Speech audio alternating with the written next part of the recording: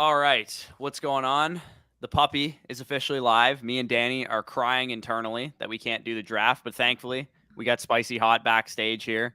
Floated him some cash to do this draft for us, so we can ghost draft for him. But he is the final decision maker. He can Yeah. make the decisions and overrule us. But we're gonna be doing a puppy draft here, probably two if we have time. Yeah. Answering a bunch of you guys' questions. Zachary is the first one in here. What's going on? What's What up? up? Spicy, if you'd mind kindly entering the puppy pause. Dude, that'll hit me every time. It will hit me every single time. Amen. Do 30 seconds. Fast draft, 30 seconds. draft. Yeah. Otherwise, it'll be a pretty long stream. Yeah, no kidding. All right, so we're about half full right here. We got the boy Spicy Hot Taco for filled. So if you guys are watching and you want to hop in, just Underdog Fantasy, use promo code FSC, 100% match back up to $100 on your deposit, and come compete with us for $75K to first prize in this puppy draft. Yeah, and these puppy drafts are like just perfect practice for your like home league, for your just to get a sense of what the ADP is gonna be like all summer and get a sense of the trends. Doing these puppy drafts is just perfect practice because I find myself like last year when I went into my like traditional like redraft leagues like over prepared, right? Like I'm like I know exactly where everybody's supposed to be going based on what I know about the ADP and how I had players ranked. So when I see idiosyncrasies with that in my home league, it's just so easy to take advantage. So I got a couple people filing in here now. Michael says y'all like puppies, huh? Big facts. David Bell or Rachaad White. I have David Bell a decent amount higher than Rachaad White. I like Rachaad White. I think he's got a potential role in the future, but it's the Leonard Fournette show as far as I'm concerned, at least for this season, if not probably next season as well. And Rachaad White already kind of like an older prospect at the running back position. I'm probably not going to be too invested in Rachaad White. He's a good like handcuff, I would say, early in his career. Maybe he has like a AJ Dillon like ascension as far as like his value is concerned, but I think David Bell has the chance to be a 100-target wide receiver his rookie season. Question I got for you here. I'm assuming Jonathan Taylor's probably going to go number one. Do you want to go with Kupp or McCaffrey here? Yeah, those would be the two main things. Because what I'm thinking is that like maybe on the way back, you can double tap a Swift and Barkley. So we could go with Kupp, or we can just go with 3 off the bat and not touch another running back till super late. I kind of want to go Hero. You want to go Hero? Yeah, I kind of want to go CMC Hero. But the problem is the falling running back value at the back of the 2-3 is just so tough to pass. Is it that good? Like, see, like we're in Ontario, so we don't get a lot of practice in these drafts anymore. But I'd take give me Cooper Kupp. Fine, we'll see how it plays out. We'll try it out. We'll go Cooper Kupp this time. Yeah, the spike weeks. I find it hard to believe. Not that like I'm just not going to take Cooper Kupp because he was the wide receiver one last year, because that's like the stupidest narrative ever. I still think McCaffrey, if you're assuming in these type of tournaments that your guy stays healthy, which is basically what has to happen, McCaffrey is a bigger advantage than Cooper Kupp, in my opinion. And I do think that Cooper Kupp is bound to, slide down a little bit as far as how productive he's going to be, especially those spike weeks that we saw from him last year. For sure. And I think from a game theory perspective, taking Cooper Kupp there, I already know I'm going to be very, very high on McCaffrey, especially when we get our own personal drafts in. So getting a share of Cooper Kupp, getting a team built around Cooper Kupp, and maybe getting exposure to that Swift Barkley type of turn on the 2-3 would be very, very viable. I mean, if Spicy, if you go to running back ADP and check DeAndre Swift like goes about 17th pick. So that's about how on earth is Dalvin Cook going at the 107 and Travis Josh Allen just went one away too. Josh Allen just went one away too. Come on. Zachary's in the chat right now, so let's see where he goes with this pick here. Solid pick. Yeah, Derrick Henry. I mean, he's going to be one of those guys that I think you just need to get some exposure to in these tournaments. But like, I don't know how much exposure I want to get to him, if that makes any sense. I'm fine at the back one. I think that's about appropriate. I wouldn't take him over Eckler, but I do think back one's probably about appropriate for Derrick Henry. And obviously, given that carry volume, given that offense, that he should have a locked and loaded. By the way, Najee 111 is a good pick too. I was literally thinking the same thing that Spicy Hot was thinking, that he had it in bright mode or whatever. I love light mode on fucking Underdog. I'm not gonna lie. Yeah, I think I just got used to it. Damn, whoever had that queue set up knows what they are doing. Big facts. Do you think Davis Mills will be a starter next year? If not, does it make sense to sell him now if he's your QB4? Yes. I think Davis Mills would have to have like a pretty high range of outcomes for me to think that Houston's not going to at least poke around the quarterback market, which that alone will lower Davis Mills' value. So if I were you, I would probably see what you can get for him now, and maybe during the season is actually when I would decide to pull the trigger on Davis Mills if he has like a couple good weeks or something like that, because I do think he is a very volatile case of like what could happen, because he could be, a Gardner Minshew level asset a year from now. Or he could be, a guy that's like Kirk Cousins the rest of his career. We that's like his range of outcomes, but I think the Gardner Minshew side is probably like a 90% chance of happening. For sure. And we're currently at the 206 right now, about 5 picks away. There's, like I said, a lot of falling running back value coming to us, especially with the wide receiver starting to fly off the board. I mean, I'm fine with Swift was the main guy I wanted, but there's still a few names there that I'd be more than comfortable with taking at that 211. I'm not going to spoil anything else because there's one in particular that I want the most. Yeah, Kamara's a little tough to understand where he should be going in drafts like this, because he's probably going to get suspended.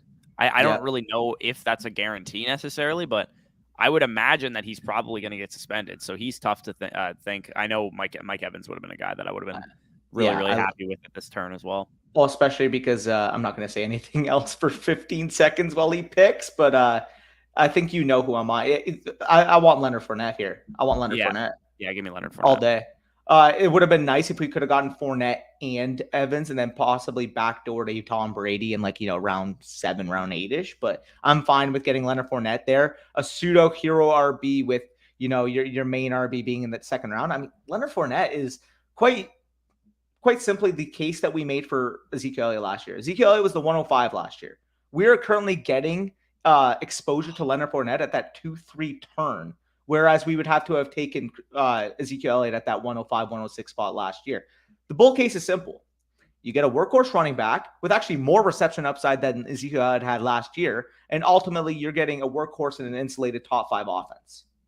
Right. I think the Rachaad White edition maybe limits his receiving a little bit more than it was last year, but I still think he's probably going to out-target the projection for Ezekiel Elliott. Barkley?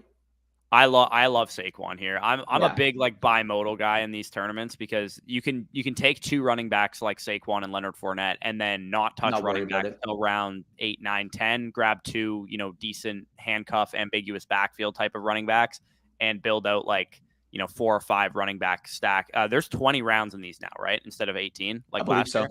Yeah, yep. So you're probably able to get away with more 5 and 6 running back builds than you were last year, where most of my teams I would say were probably 4 running back builds that I drafted. There are actually 18 rounds. I just see it now. Oh, there is 18 rounds. Okay, so then Best Ball Mania 3 has 20 rounds then. Correct. So I'll let's catch up on some comments. Give Spicy a little bit of time until we pick next.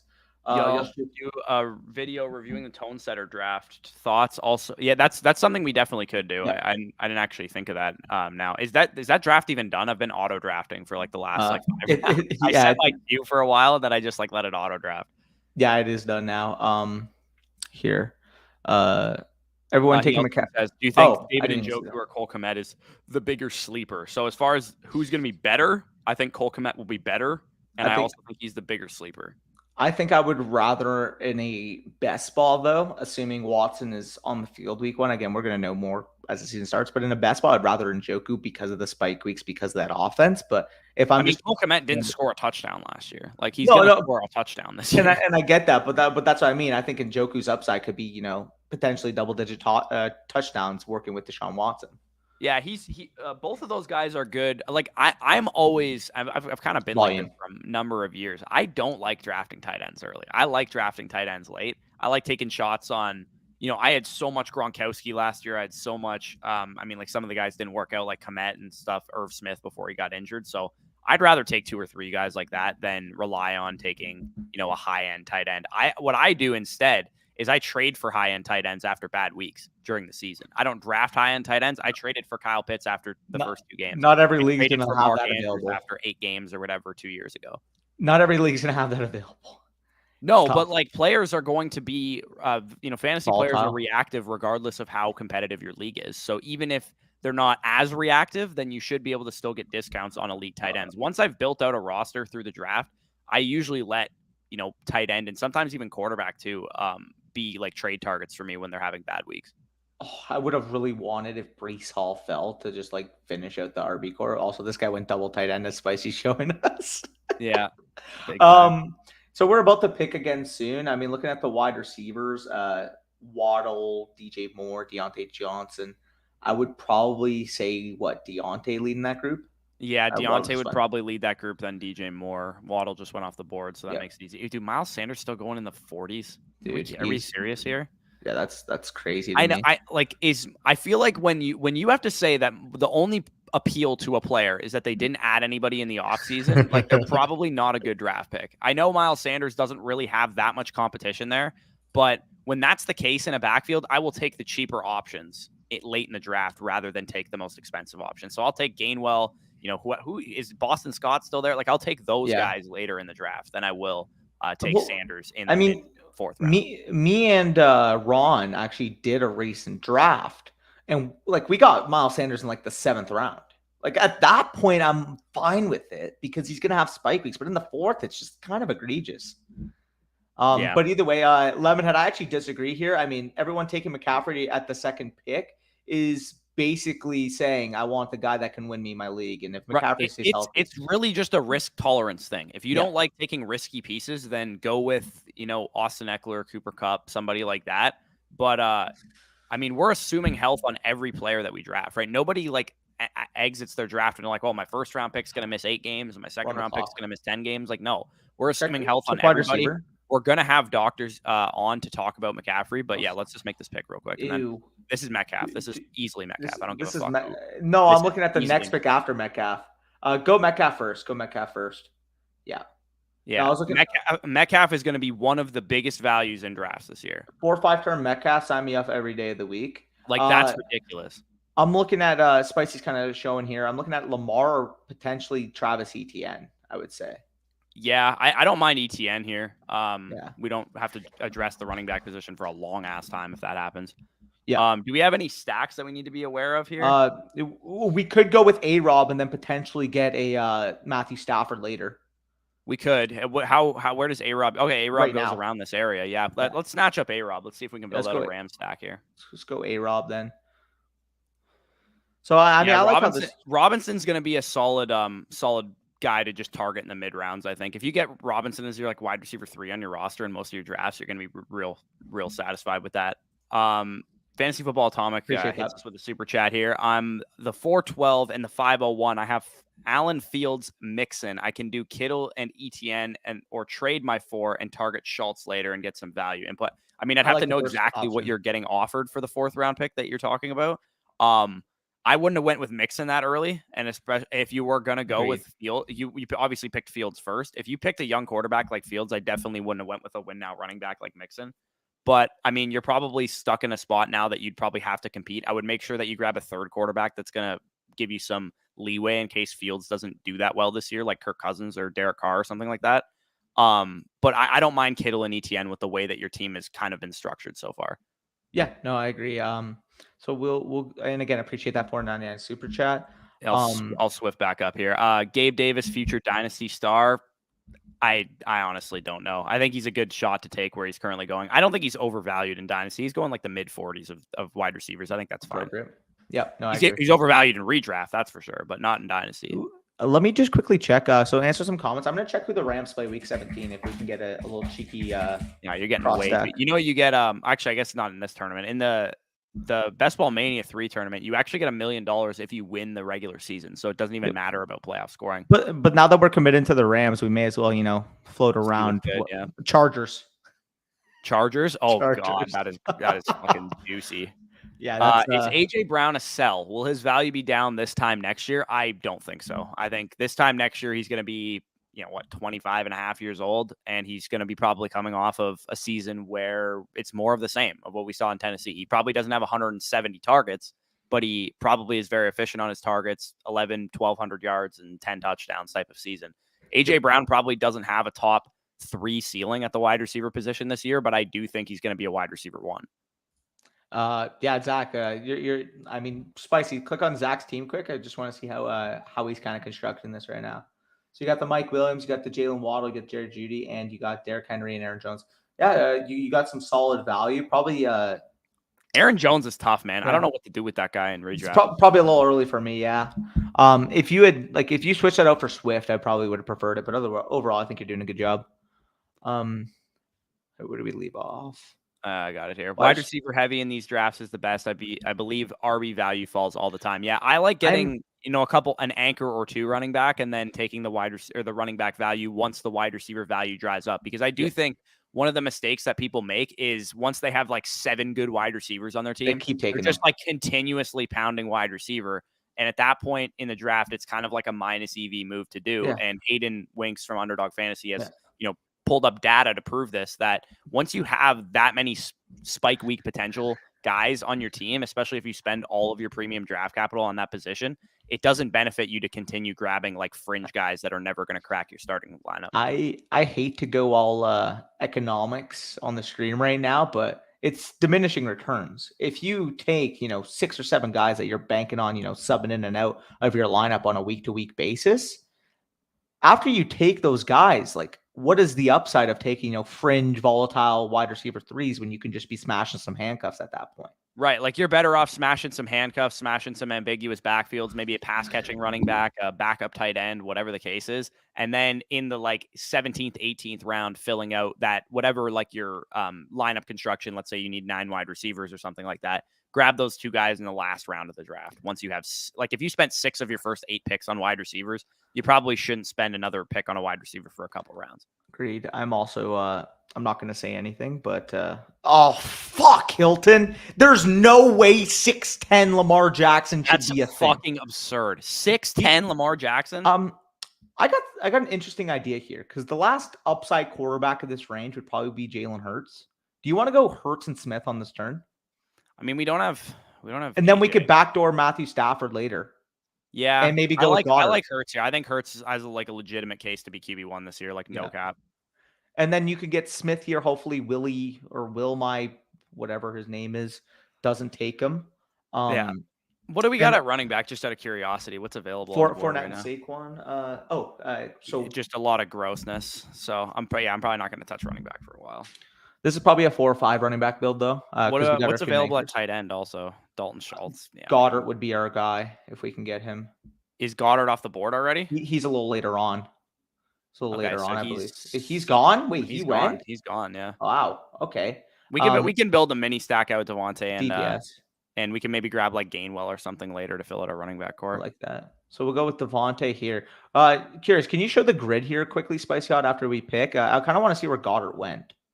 Because he went unstacked with Hurts. Did he go before Kittle? Unless we just sniped whoever took AJ Brown, and they probably took Goddard as well. Dude, this dummy took Cordero Patterson when he could have built out the Philadelphia stack with Sanders and Goddard. What are people's game plans? Dude, Cordero Patterson goes this high? What the fuck? Gross. Cordero Patterson is the classic example of not buying into last year's production, because what the guy did last year was completely unsustainable. He's still going to be good, I would imagine, from a fantasy perspective, but the guy was legit an RB1 last year. He's not going to do that again. No, exactly. So here, we'll get through some more comments and catch up. John says, "What's up, guys? What's your guys' thoughts on Kamara? Have a wonderful, blessed day. Definitely appreciate that. You too." Alvin Kamara, from a redraft perspective, I'm probably not going to do anything in these underdog drafts until I know what the status of his legal situation is. I did see Drew Davenport on Twitter does legal advice and legal threads and stuff, and it didn't look good for Alvin Kamara. It looked like this was a guy that's going to get suspended. Yeah. So, I mean, it's tough because if he falls to 3rd round in specific drafts, am I going to have a little bit of exposure there in case, he doesn't get suspended and I'm getting value? I might have, a couple stabs at that, but other than that, I am not taking him at ADP. He would have to fall 10 picks for me to consider him because of all those variables, because of all that volatility surrounding his current situation. That kind of affects his dynasty value too, because in 100%. Dynasty, then he also has that kind of concern around him. And it's a 26-year-old running back, 26.5-year-old running back that I don't want to really invest in dynasty either. And if you're missing some of that win now production early on, then that hurts his dynasty value even more. By the way, Spicy, do you mind starring Matthew Stafford for us, just so we remember? Yeah. It's on APC. Davis Mills is a scapegoat, unfortunately. Minshew is a very good comparison. Was offered Mills, Rodgers, and a 2023 first for Dak. I would rather have Dak than that package. I would rather Dak as well. It's close though. Like Rodgers is definitely a needle mover. If you're in a position to win now, I don't mind that trade because you get Rodgers, who should be good. But at the same time, Rodgers just lost his best wide receiver too. Yeah. So I mean, is Rodgers going to have a top 5 ceiling this year? He doesn't throw the ball a ton. He doesn't have Devontae Adams anymore. I think he's more so like a middling QB2 type this year. He's going to have spike weeks for sure. But by the way, 8th round Elijah Moore is a crime, like a crime. Oh my goodness, that guy who just got Elijah Moore behind Clyde Edwards-Helaire. Are you kidding me? Are you kidding me? Where does Ronald Jones go? Because I actually think Ronald Jones has a chance to be like what James Conner and Fournette were last year, where just touchdown score on a good offense. Like he could just be that guy. Yep. I think he passed him. I think he was up more. Rojo, he's probably he's right. Yeah, he's right in that 125. That's about a little bit actually later than where Conner and Fournette were going last year. I think I'm gonna have a lot of Ronald Jones this year. Did Jersey Boy just snipe us on Stafford because we got him on Jalen Hurts? Is that what just happened? Click his team. Is he the guy with No, okay, so he was the guy with the Eagles. Okay. Yeah. If Kamara does get suspended, who gets the touches? I have the UDFA they picked up. I highly doubt they would just let Abram Smith and Tony Jones be their main running backs. There's still guys available on the open market that they would probably sign if Kamara were to get suspended. Do they still have Ingram on their roster? Yeah, they do, but like I think Ingram would be that guy most likely. Yeah. I highly doubt they would let Abram Smith carry the workload. Agreed. And they would probably, if Kamara gets suspended like 3 to 6 games or something, they'd probably also sign somebody. Spicy, you mind checking the running back value real quick? I just kind of want to see what kind of dart throws would do. The one that sticks out to me actually is Kareem Hunt. Yeah, Kareem Hunt's not bad here. He sticks out like a sore thumb compared to the rest. Like Pollard, I like too. I don't mind, but am I crazy for not minding Devin Singletary either? I don't like Singletary compared. I don't know, man. Like I'm not sold that like James Cook is going to be anything more than a pass catching back. And if Devin Singletary has like the chance to give me 10 touchdowns, 12 total touchdowns this year, that's pretty decent spike week potential. But he just went. So I think we go with Kareem Hunt here. Yeah, TJ's kind of interesting too, if I'm being honest. TJ, I think TJ's a guy. I would pick TJ, man. I think he's a good value here. I would rather just wait for the turn, maybe. You know what? We could take him here. 8th round TJ's not. We could probably backdoor a he's got a tight end, so let's just go with Hunt first. I'd say. Okay, yeah, go. And if he goes double tight end, then he's just ruining his own EV. Yeah, for sure. Then we'll go Hawkinson, hopefully, with this one. So, by the way, the guy who sniped us we could backdoor a sneaky Lion stack if we wanted to. I don't know where JMO goes, but like we might be able to go Hawkinson, JMO, Jared Goff. The guy who sniped us on Stafford is the guy who took Josh Allen at 8. Oh, geez. Does he think it's a super flex draft? Like what? I don't know. The guy's just stunned. That ain't a good direction for me. I think moving off Dak for that package. No, I don't think so either. I think I would hold where you're at. Yep. So we got here. Honestly, just go with Hawkinson. Let me just. Lions do play the Bears. Okay. EBM 3 is 18 as well. I'm thinking of the Superflex big board that was 20 rounds then. Yeah. We can go Hawkinson. Yeah, go with. I would go with TJ Hawkinson here. I think he slid too far. That's like 20 picks below his ADP. I think that's a good value. Check it real quick, Spicy. It's 7. His ADP was 70 something. Yeah. What pick are we at now? Scroll down a little bit on that. We're at pick 97. Where we 19 picks. I'm fine with taking that exposure at fallen ADP. I'm always down to like if a certain micro draft lets me get a player that behind of ADP, just from a game theory perspective, like you're getting exposure to that player that normally people are getting at a certain different point in their draft. So it's always a good idea. It's a good way to mix up your lineup in case you went in a similar direction as people early on. By the way, side note, I know we only have one little mini stack with the DVS and Hurts, but I really like how we've constructed this team. Also, side note, the guy who took Stafford, Allen and Stafford both have bye week 7, and he invested two quarterbacks within the first 7 rounds with the same bye week. So are we looking to go? What are we looking to do with our backup quarterback position? I think like Jalen Hurts is just an absolute like carry of the of the quarterback position. We could probably fade it for a while, I think. I was gonna say we might need like one other, like I would say maybe another upside we could go with Lance and just go with the two dual threat quarterbacks. We could, or I mean, you can go with a do we want to go with a Watson build here because we have Hunt and we can maybe backdoor Bell? Maybe. Yeah, we could do that. That's potential. We can go Watson and then we can make this a 2 quarterback build. And if he gets suspended 8 weeks, then like you're gonna have 2 of the top 5 quarterbaks in fantasy by the time he comes back. Yeah. And then you could backdoor still Bell and Njoku you could also late in your still draft. backdoor of Zach Wilson stack. Garrett Wilson's still on the board if we wanted to. I don't know if we want to do that without Elijah though. That's fair. Yeah. We could go Garrett Wilson, Corey Davis, or something. I don't mind taking a naked Garrett Wilson, to be honest. At this point, like there's a couple names that stick out to me. Also, we're talking like you hit Zach. Oh, okay, never mind. Zach doesn't get the chance to snipe us either way. Hey lads, what's up? Would you take lads. Pickett or Ayuk in a superflex startup in the 8th round? Already have Murray, Watson. You have 3 quarterbacks already. I'm taking Ayuk.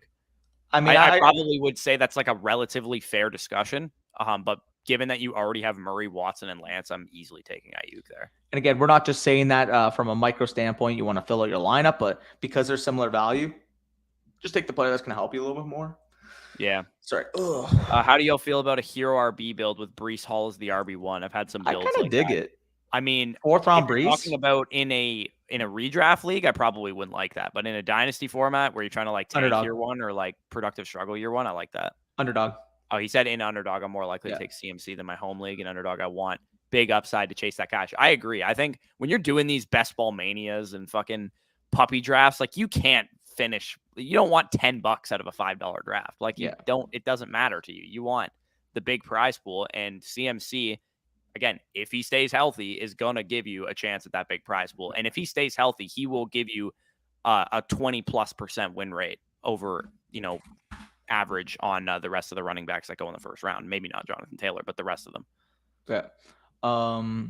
Wait, how? Oh, we're actually backseating right now. Spicy Hot's doing the whole draft for us. So this is technically his draft. We're just, guiding him, if you will. So there's the answer, bro. Is the 2023 draft class got any good tight ends? Michael Mayer is a very solid tight end. Reek Gilbert is very talented, but the problem now is that he hasn't really played consistent football in the last couple of years. But if he does hit, I mean, he's got all the talent in the world, but it's mostly headlined by Michael Mayer. So that would tight ends also generally one of those position groups that we see materialize as the combine comes through and as the season's over. It's not usually something that we see. We got sniped on Watson. We don't have any backdoors with. Bro, I don't mind just taking naked Trey Lance. He's a rushing quarterback. We don't necessarily need to start him or stack him with anybody. Or do you want to go with Cousins and backdoor and Osborne? I don't think that's that good of a move to have Cousins with no Jefferson. Sure. I think we should just take a naked Trey Lance here. Okay, go for it. Got 1 second here. Oh, nice. I got scared because he had Kaepernick in his queue. Oh my God. I would have asked for my 5. I wouldn't advocate generally for saying take a naked quarterback, but if you're going to take a naked quarterback, 17 picks after ADP. Yeah, it's 17 picks after ADP and one that can run. And I mean, we could probably still get somebody late that we could stack with Trey Lance. Maybe Danny Gray in the 18th round. I mean, if we can make the case for Davis Price getting the 3rd down rule, we can take out the Davis Price. Okay, so we're on the clock again here. Where do we want to go? Do we want to grab? I was gonna say, do we want to grab James Cook here? That's not even like a terrible value, I think. I'd go.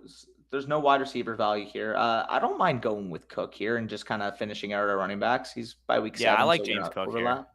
I don't mind James Cook here. I think that's good insulation. And we might running back might be the next position that also is the best value on the board based on how the wide receivers are getting hammered here. Our wide receiver core isn't the greatest, I would say. We definitely are going to need to hammer it in the mid rounds, but it looks like it's just been picked clean at this point. Like I don't think it benefits us to take him. Like because I'd rather have James Cook than fucking these guys are taking Jarvis Landry, Kenny Golladay, and Marcus Valdes-Scantling around the range of James Cook. Like I'm fine with taking James I'll Cook take James Cook at that point. Like, are people genuinely going to start forcing us to be more running back heavy in these drafts, given the nature of the wide receivers? Also, like, how are we taking Rashad White over Ramondre Stevenson? What the fuck are we doing here? I would not. No way. You're getting handcuff plus appeal. Ramondre Stevenson is going to have spike weeks. He's going to have spike weeks. But the bull case there is if Leonard Fournette ever missed time, Rashad White's like a top 10. Obviously, but if Damian Harris ever misses time, the same argument can be made for Ramondre. I don't think so, though, because that's not how the Patriots will operate.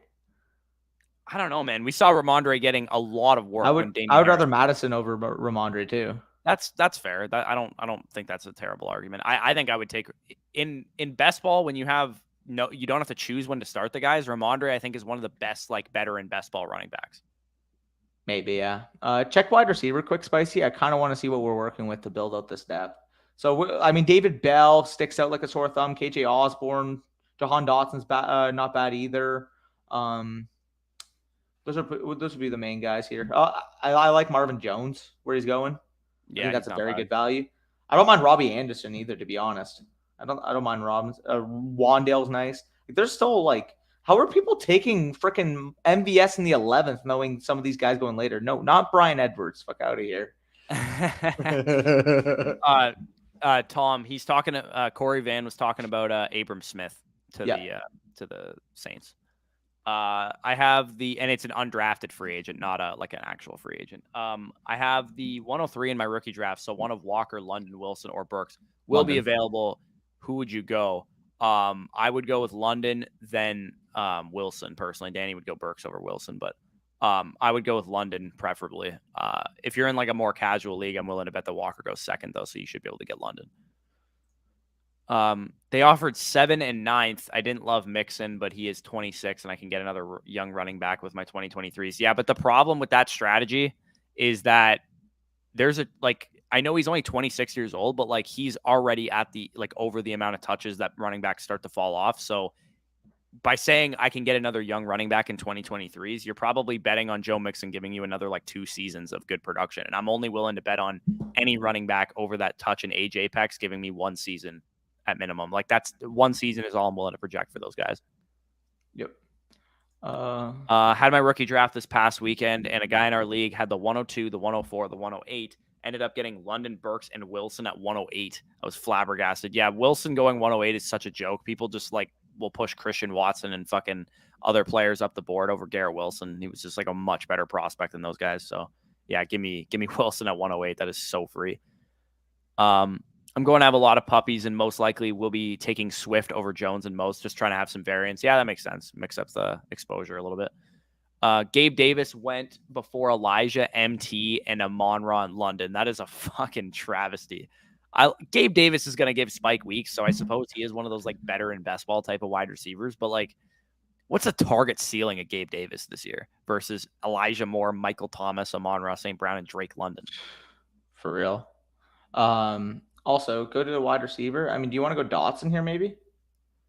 I like Dotson. Van. I also love Van, and not quite this early yet, but I do like Dotson here. Yeah, I would much rather. I wish we had fucking Stafford, man, because Van Jefferson's on the board right now. If we had Stafford, we'd be able to build out a 3-stack of that wide receiver core. Yeah, facts. I mean, yeah. Classic snipes. Do you want to go with? I also don't mind grabbing another tight end here and not. I was just about to say that. You want to go with a Komet next pick? By the way, Komet going after Irv Smith doesn't make sense to me. No, it doesn't really make a whole lot of sense to me either. I don't mind going with Komet. Carter's not terrible either, to be honest. Ugh, no thanks. Yeah. I'd rather James Robinson over Michael Carter. Jacoby Myers is quite literally the opposite of a good and best ball type of asset. For real. My Deontay Johnson 110, 111, 211, 310 for Hollywood 101 and 202. I'll let you make this pick here and then I'll go over this trade. I mean, who else do we got at wide receiver? I just want to see. Yeah, we'll talk about this trade in a second. Sorry, let's just do this trade. I would just go with Komet. Yeah, just take Komet. Just take Komet. You make this a 2 tight end build. You don't have to worry about it. Yeah, you never have to draft another tight end after that. I don't like drafting multiple more than 2 tight ends. I think you get into a dangerous area when you just keep spending draft picks on a shit position. On this, is Jameson Williams? I'm assuming Jameson Williams way gone. Actually, is it gross if we take Goff and he went. Right. Is it gross if we take Goff and DJ Chark super late? Well, we have Hawkinson already, so yeah. That's what I mean. That's terrible. That's why I said we have to go with Jamal already, and they're both Konami guys. How often is Goff going to get in our lineup? That's actually fair. Yeah, I think it's a minus EV move to take any other quarterback when we have those two guys. I'd agree with you there. I mean, you're banking on Lance starting. Like we don't know what's going to happen with Garoppolo, but we can't play scared with that Lance situation. And honest to God, I think like Hurts is going to be our main quarterback most of the time anyway. I agree. I think 71st pick Hurts is that's a huge value, man. If like I'm gonna have the exact, it's crazy that I'm gonna have the exact same quarterback strategy I had last year, where I'm just actually smashing 5th and 6th round quarterbacks if they make it there, because they're just so much higher ceiling than the rest of the quarterbacks. Genuinely though, and then you get Trey Lance. I think Trey Lance and Justin Fields as your second quarterback in a 2-quarterback Konami build are perfect. Yeah. And dude, last year we were getting like Tom Brady in the 9th round. If he goes that, I'm sure he doesn't go that late anymore. But like, if that happens again, like I'm gonna win my league again. I've won my redraft league 2 years in a row because I keep getting Tom Brady in the 9th round. They just love it, eh? Yeah. Do you want to go with I'm scared to say his name. Zach picks before us, actually. You know who I'm talking about, right? Don't do it, Zach. Are you talking about Jalen Tolbert? No. I don't mind him if you. Oh, okay. I think I know who you're talking about. You know who I'm talking about. I think I know who you're talking about. Don't do it, Zach. Comments real quick while we're waiting here. Okay, so Deontay Johnson 110, 111, 211, 310 for Hollywood Brown 101 and 202. I would say Deontay 110 and 211 are probably Breece Hall.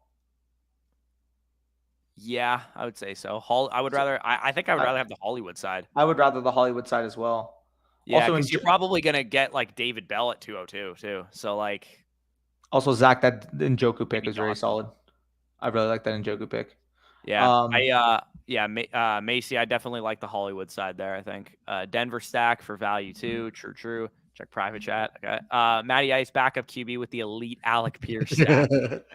That's the legal answer. Yeah, we got to dance around the legal stuff. Facts. In my startup dynasty for my productive struggle, I got Derek Carr, Ryan Tannehill, and Matt Corral. Not ideal quarterbacks, but they fell enough to take flyers and maybe flip midseason. I would say with that quarterback core, that is what I'm looking to do with those guys. Because if you're in a productive struggle, not that they're not going to help you because they're quarterbacks, they have a longer shelf life than other positions. But Derek Carr and Ryan Tannehill are in their 30s already, so you'd ideally want young quarterbacks, and if you can flip them, off of productive weeks or whatever mid-season for, first round draft capital and stuff, I would definitely be looking to do something like that. Also, can we talk about the fact that aside from Saquon Barkley, all of our running backs are like insulated in really, really good offenses. Also, Deathstroke, come on, man. What are you doing? Oh my God. You knew that's who I was talking about. Yeah, no, I was looking for that. Can we go to the wide receivers here, Spicy? I kind of want to see who's on the board.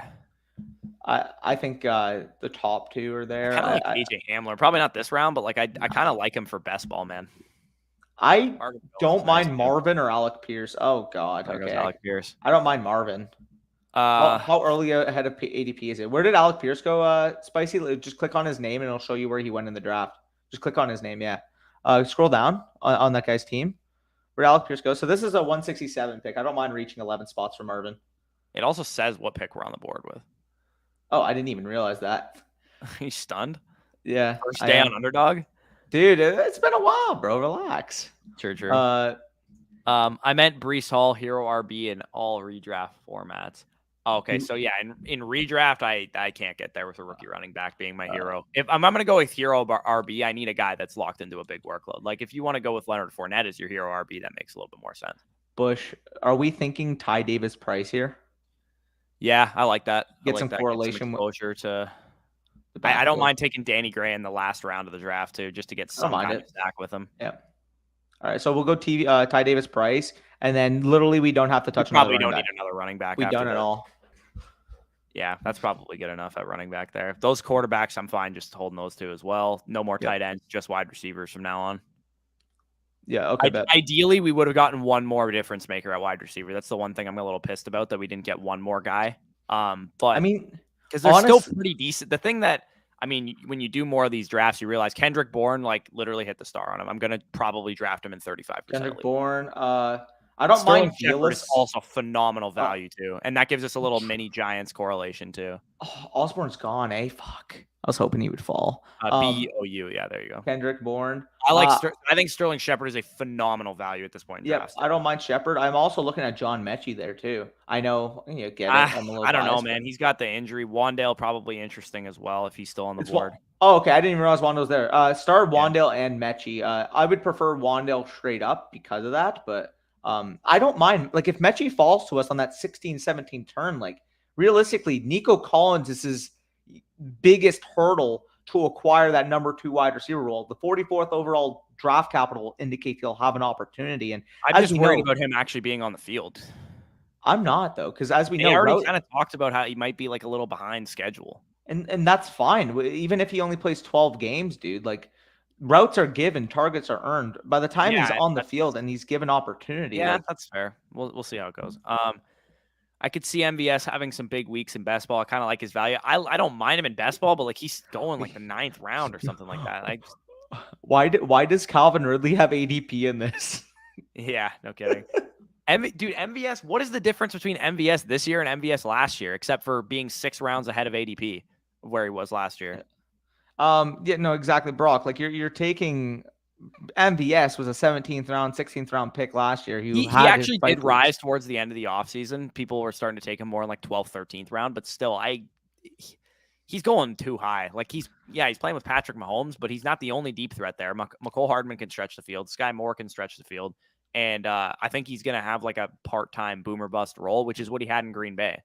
Just want to say, Jumanji, 16th round Brian Robinson. I am all for that. Yeah, that's especially in a best ball. This is why I think we probably should have went with another wide receiver instead. Can you scroll to our running back core real quick? I just want to see who we picked in the mid round. Like James Cook's probably. If we would have picked a wide receiver instead of Kareem Hunt, I think we probably would have been better off. Because I think Jamal Williams is like a fine pick at this point in the draft. J.D. McKissic, fine pick at this point in the draft.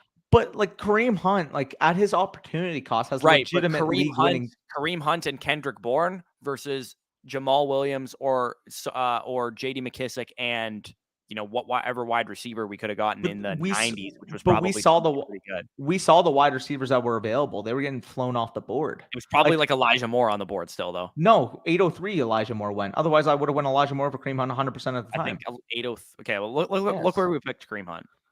It was in the 8th round. 803 Elijah Moore went because I remember that. Yeah. Elijah Moore. We picked him over Elijah Moore. No, we didn't, dude. Or no, sorry, I'm stunned. It's backward. Never mind, I'm wrong. We took him over like Christian Watson, like maybe Tyler Lockett over him. But Kareem Hunt has league-winning upside that Lockett we low-key could have backdoored to Tyler Lockett, DK Metcalf, Drew Lock. God, imagine. No, I'm happy we took Hunt there because realistically, I mean, you're getting insulation to a top offense. He's going to have a receiving role. And as we know, if anything ever happens to Nick Chubb, Kareem Hunt is a legitimate top. Oh, no, I know the Kareem Hunt pick was solid. I guess we probably just got screwed in the tier of wide receivers that went off. Wandale. Yeah, I was. If I'm going to pick a Giants receiver, honestly, I probably would take No way I'm taking Shepard over Wandale. No shot. All right, take Wandale. Dude, number 3, Sterling Shepard. As soon as he changed his number, he had a little juice to him.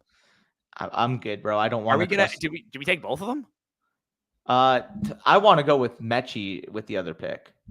I don't know. We got a little mini correlation then. We got Barkley, Wandale, and Sterling Shepard if we grab him. Daniel Jones gone. He's gone anyways. Thanks. Yeah, there he goes. Thanks. I'd be willing to make a bet with you right now that Kendrick Bourne outscores John Mechie by probably a wide margin this year. Overall points, sure, but I'm taking the point per game and I'm taking the spike weeks of John Mechie. How is he gonna have spike weeks? He's like because he's gonna have more volume in a situation. All right, take Mechie. I would go with Kendrick Bourne. Kendrick Bourne might fall back to us. Get him too. Yeah, we might still get him.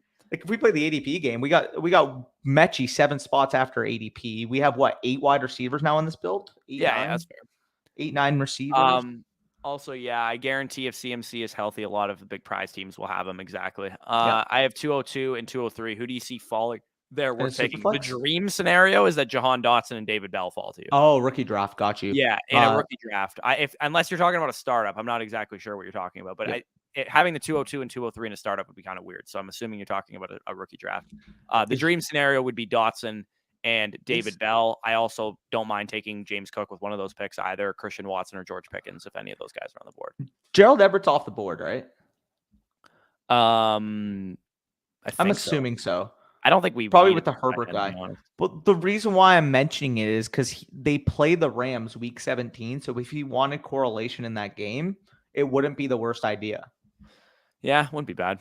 Again, he's off the board, so it doesn't matter. But I mean, that's a little game theory type of. Do you take Devontae Smith if you have Hurts and AJ Brown on your team in a startup? I really don't. As long as Devontae Smith is the best player on the board, I really don't care who I have on my team. I'll say this right now. You guys kind of know my strategy, but in a startup in Dynasty period, getting attached to micro players or micro builds is just such a bad train of thought to have. Yeah. Your goal should ultimately always be accumulation of value. Yeah. If you're discussing, within the same tier, and I'll tell you right now who I have in the same tier as Devontae Smith. If Michael Pittman Jr., Garrett Wilson, Treylon Burks, Elijah Moore, Chris Godwin, Marquise Brown, Rashad Bateman are on the board, and you want to favor one of those guys over Devontae Smith because you have AJ Brown and Jalen Hurts already on your team. But if you're talking Devontae Smith versus Chris Olave, Sky Moore, Terry, maybe not Terry McLaurin, but like somebody like that, Jerry Jeudy, like give me Devontae Smith. 100%. So overall, we actually do have one final pick left. Check the wide receiver position. Oh, Brian Edwards actually went. Ew. Go down. Do you mind like a Washington or a Shakir maybe? We could go Shakir and have some correlation with Cook and Shakir for the Bills. Yeah, I don't mind that. Or like a Tyquan Thornton, I don't hate. I can't believe I'm saying this. I actually don't mind James Washington, who's at the top of the board here. I don't mind that either. Also, 18th round Kenyon Drake should not be happening. I love that pick. That's a love. That's what I mean. Why I say I wish we didn't take another mid-round running back, because I think you can build out your running back core with a couple really, really good late-round guys. Well, I mean, Kenyon Drake showed a legitimate receiving role on the Raiders last year. I get it. There is a change in philosophy bringing in McDaniels, but I mean, you're getting an inherent upside in case Josh Jacobs ever misses time. He's the best receiver of those three easily. And I think there was a stretch of time, a 4-week stretch where he was getting legitimately like 6-7 targets a game. Like obviously that's not going to be sustainable across a full season, but if we're talking, a 4 or 5 target per game running back in the 18th round, sign me the hell up. Yeah, and he's better than Zamir White. So yeah. I actually think James White might actually be on the board too. I'm not going to take him in this build. I actually think like my strategy in some of these drafts is based on the value that I'm seeing is bimodal, and I'm not touching a running back till like the fucking 13th round. Well, I think you can get because you can get like Gus Edwards in round 13. You can get your RB3. Dude, you're telling me you can get 18th round James White? 18th round James White. Dude, we Saquon Barkley's like the biggest band-aid of every running back in existence, and his handcuff Matt Breida is going in round 18. Yeah. That's ridiculous. Yeah. I wish they still had Devontae Booker, man. Devontae Booker would be on all of my teams if they still had Devontae Booker on that roster. Yeah, no, literally. What would you ask for a return in a trade, including Bateman and Damon Harris, players or picks for a tear-down team? If you can somehow net a 2023 one for Bateman and Harris, I would do that every day of the week. Really? You only need one first-round pick for that? Yeah. Damon Harris is a relative, mid-second for me. Bateman's probably about the 106. If you're telling me right now I can move the 106 and a 205, 206 for 2023 first. I think I'd want a 2 also. If you can get a 2 as well, for sure. Even if it's not in 2023, if you can get a 1 in 2023 and a 2 in 2024, I think that's probably about fair value. I would rather have, unless you can guarantee me it's going to be early to mid, I would rather have Bateman than a late 2023 first. Do you want to go Shakir or Thornton here, or anybody else on the board? I like Shakir. Shakir's just a better Shakir. Okay, we can go Shakir. Shakir's a solid player.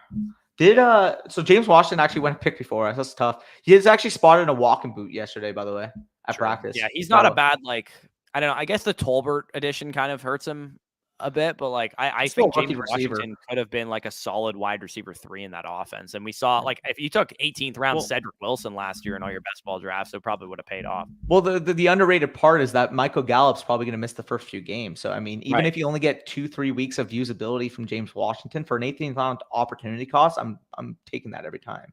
True. So we'll cue another. We'll cue another one in a second. Danny and Mr. B. Mr. B is my father. Yeah. with Treylon Burks again having problems during OTAs. Is he having more problems with this?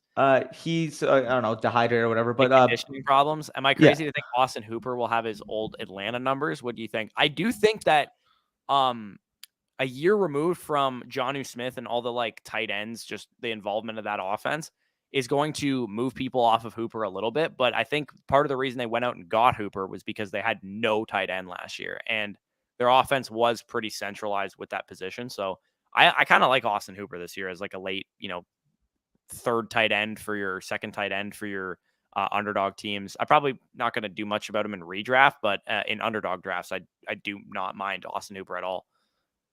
Yep. Sorry, just buy me a second real quick. Yeah, and I wouldn't also mind if you're in a dynasty league and you have like a bunch of young tight ends that haven't proved anything yet. If you throw a 4th round pick to the Austin Hooper manager, they'll probably throw you Austin Hooper for that. Yep.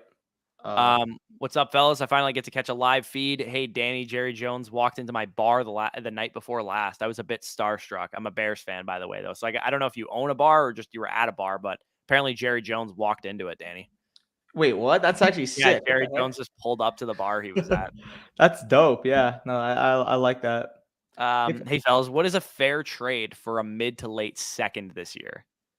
So in 2023 or for this season?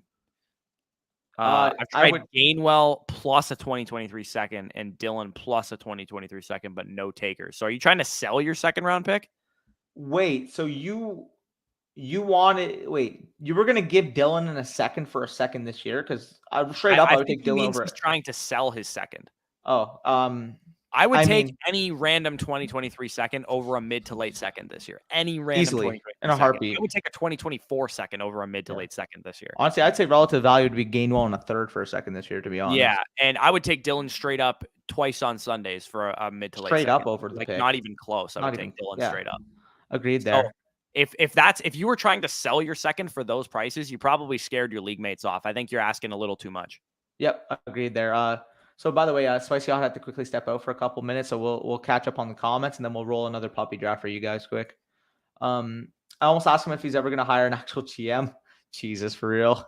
By the way, $1.99 super chat. Appreciate that from AJ. He says, "What's Kittle's dynasty value in a 1 quarterback non-tight end premium?" In that type of league, again, if you're trying to acquire Kittle and you can pay 106 or lower prices for him right now, I am more than fine paying that. Heck, for Kittle, I would rather him over Walker too. So I personally would be willing to give the 105 for him. Now, when we get into the Garrett Wilson, Treylon Burks, London range, I'd probably just rather those young receivers. But if you can get them for cheaper than the 104, I'd just rather have George Kittle. Yeah, and if you're talking about like a startup as well, I would probably say Kittle 4 or 5 turn in that third round range, late third round range, probably. Really? In a non-tight end premium? Well, it's a 1 quarterback league. So 1 quarterback. Yeah, okay. Quarterbacks are definitely going to take a hit there. So I have him right now. I'm looking actually at my rankings. I have Kittle we both have him at 28 in a 1 quarterback startup. So perfect. Yeah. So yeah, you can load us in there, Spicy. We'll catch up to a couple questions or comments as we're. Wait, I didn't realize MVS was a 9th round pick. Yeah, that's what I mean. It's just the price that's a problem for me. If you get him in the mid double digit rounds, I'm absolutely fine with that. But with Kansas City's wide receivers, I tend to think that just they're not going to have that much value outside of. I'm honestly like I can't believe I'm about to say this, but I think Juju might actually be the most valuable wide receiver on that team this year. Jesus. Accumulation. That's what I did. My newest startup was beautiful. Share the picks I got in Tone Centers. Yeah, I know you're doing a good job there in Tone Centers there, Jayful. So if you were to see him I'm not listening to propaganda on Amari Rodgers crack shot. Yeah, I'm sorry. Amari Rodgers did actually nothing last year. He did so much of nothing that they went and traded for washed up Randall Cobb instead of using him. Yep. Also, Randall Cobb, perfect 18th round pick in these drafts. Fine with it. Yeah. Also appreciate another super chat from AJ. He says, "I want to trade Kittle away also. I have Irv also." Sorry, he says. Yeah, I am fine with like if you can somehow get like a 2023 first straight up, I'm fine with taking that. I would need more than like a late first for Kittle, I think. You think so? Yeah. Well, no, random means like inherently like equal opportunity. It's never random. If mid first is if it's mid, then sure. But if it's like most people who are trading for Kittle are probably going to be like very, very good teams. That's like fair. Why would you trade for Kittle otherwise? Yeah, that is fair. In my best ball startup, we are at the 5-11 and Henry is still on the board. He should be on the board, to be honest. They changed it. Oh, so you offered a 4th and they changed it to a 5th? What is going on? What did they feel? They feel they're like, no, Abram Smith ain't worth that shit. Give me a fucking 5th instead. By the way, 105 is the nuts pick this year. You are locked into one of those 2 running backs or one of those 3 wide receivers, and I am taking that value anytime. Yeah, 105 is a good pick this year. What are you looking at in the second round though? Like relative to like Swift? Is it a big tier that you're in the middle of or Swift? Yeah, Swift. The fact that Swift is like barely going higher than he was going last year is the dumbest thing I've ever seen. No, I know Swift should be like legitimately a 1st-round pick. He should be. He was a top 5 running back on points per game last in any year. kind of PPR format, this dude is legitimately locked and loaded 85 targets plus. It's so silly. Dobbins went at the 5-10 as well. I wanted him so bad, but I'm doing. Yeah, no. That's about. That's good value on him. How do y'all feel about Knox, Phantom Komet? I'm fading Jasicki and thinking about doing the same for Knox. Superflex tier PPR with tight end at 1.5. I'm fine with Komet out of that group. I honestly like Knox the most still out of that group.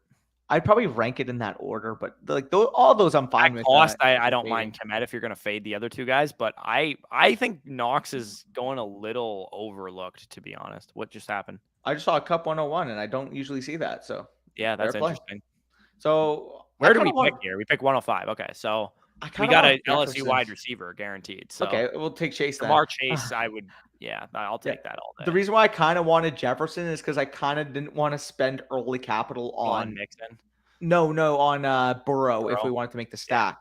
Because I just don't like Burrow at his opportunity cost. Whereas Kirk Cousins 11th, 12th round is a lot more plausible if you're trying to make that stack, which I'm sure T-Cow knows in advance. Oh, holy shit! Is that how high Lamb goes? No, he usually goes 1-2 turn. That's crazy, man. 6th pick, yeah. That's crazy. The one thing I will say about Joe Burrow that is a little underrated is how he ended the season. Once he was fully back from the ACL tear and back moving and stuff, he was like legitimately the QB2 in fantasy. So he does have a ceiling. It's not like he's was useless all season and then just had like a Super Bowl run. Mixon just went 108. Hello, Corey. You're trading him away. Keep Abram Smith then. That guy's offering you fucking nothing for him. I just misread his tweet. He said somebody's offering that. Okay. No. Oh, okay. Yeah. Just keep him then. It's whatever. If you can get a 4th for him, I'd rather have the 4th though. Yeah. I would. He's an undrafted free agent running back. I would take the 4th over him. Yeah. Trade him for a 4th maybe if you can. Y'all know if Underdog will reach other countries, i.e. European countries or Mexico, I will ask somebody for you. I don't know, but I can ask somebody. For sure. Dalvin Cook 1st round will never make sense to me. But selfishly, I'm hoping that they come back to Ontario first. Oh, the line of scrimmage just is really trying to set the tone there. Jesus. Setting a line of scrimmage? This isn't 2019, pal. Fuck. This isn't 2019, buddy. This guy's loaded his 2017 NFL fantasy draft or 2018. Zach, don't do it, please. I beg you. Zach. Well, who do you want? You know who I want. Oh, right. Don't do it, Zach. Swift is a good 1-2 turn pick. Get Diggs, Devontae plus Swift. Yeah, that's fucking stupid. Yeah, if you can get that start to your draft. No spicy hot, not Nick Chubb. Get your cursor off his name. The trophy behind me is due in part to the fact that I had both Devontae and Swift on my team. So yeah, that's crazy to me. Also, please let this. Oh, I think if you had to say what player has won you the most fantasy championships, I've won 4 because of Devontae Adams, and I almost won our listener dynasty league part of him, due in part to him as well. Yep. Also, if Debo falls, are you down with that? Down with Debo? Yeah, I think so. Yeah. Just for exposure at ADP because we got him to slide a couple picks. Yeah. Plus, we can get Lance probably late too. Maybe Kittle. Exactly. Where does Kittle usually go? Kittle is usually a fourth round pick. Really? He goes in the 4th round? Yeah. Late 4, yeah. Usually. Wow. Okay. Yeah. I think Kittle's a pretty good value. I don't see a whole big of a difference between Kittle this year and Kittle last year. Oh, I agree. By the way, the fact that you can do a hero RB with Saquon Barkley as your round 3 running back is crazy to me. Yeah, that's wild. I think Mike Evans at the 210 might be one of the biggest steals in fantasy. I think he should legitimately be a 1st round pick. Maybe not first, but early 2nd, I would say. Where Lamb is going, I think Evans should be going as well. Like that one Godwin return will area. not be back for the start of the season. Oh yeah, no, I agree. He's I not think going to be back. I think Mike Evans will literally be a target machine with high touchdown upside as well. Yeah, no, I really like Evans. I have 107 and 108. Should I try and sell 108 or take Sky Moore with confidence? I'm fine just taking Sky Moore. It depends. I actually did sell the 108 in one of my leagues where I'm rebuilding. I sold the 108, Jameis Winston, and Ramondre Stevenson for somebody's entire draft next year. They gave me their first, second, third, and fourth. Yeah, that's crazy to me. He's a contender, so those picks will be late, but I don't care. I was like, that's good enough value for me to move off of that. Because I was like, you know what? I would take a late first next year over the 108 this year. I would take a second, any random second over Ramondre Stevenson, and I would take I think he actually gave me something else too. I don't even remember what it was. Connor or Brees? Connor first. Connor, if he makes it to 3-5. Who else is available at wide receiver? Keenan and shit. I would rather have Keenan Allen than James Conner. I want James Conner.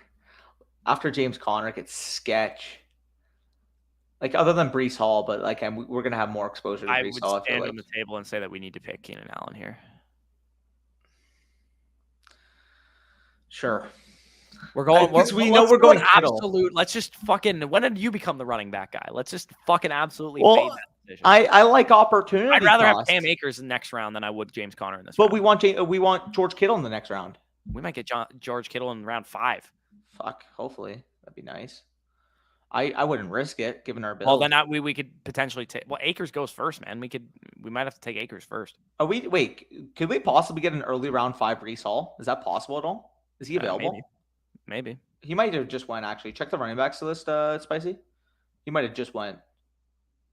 Check running back. Brees Hall is still on the board. I mean, we could go. I think we got options, man. I think we got options here. I don't think we can go with like a Dobbins or ETN round 5. To me, Keenan Allen was just like Keenan Allen going in the 3rd round is fucking money in the bank, dude. That is crazy. I think he should be a mid-second round pick. Yeah. Who did the Niners play week 17, by the way? 49ers play against the Raiders. That's pretty interesting. Again, they did. Why did they just like lazily schedule the same game? Yeah, he's a tone setter, bro. Let's go. Herbert is 245 max. Dude, if Herbert just started Josh Allen running, does he become like the QB1 in Dynasty? Because like that's how big Josh Allen is, right? Like Josh Allen's like 6'5", 240 something, right? Yeah, what if he just became a tone setter?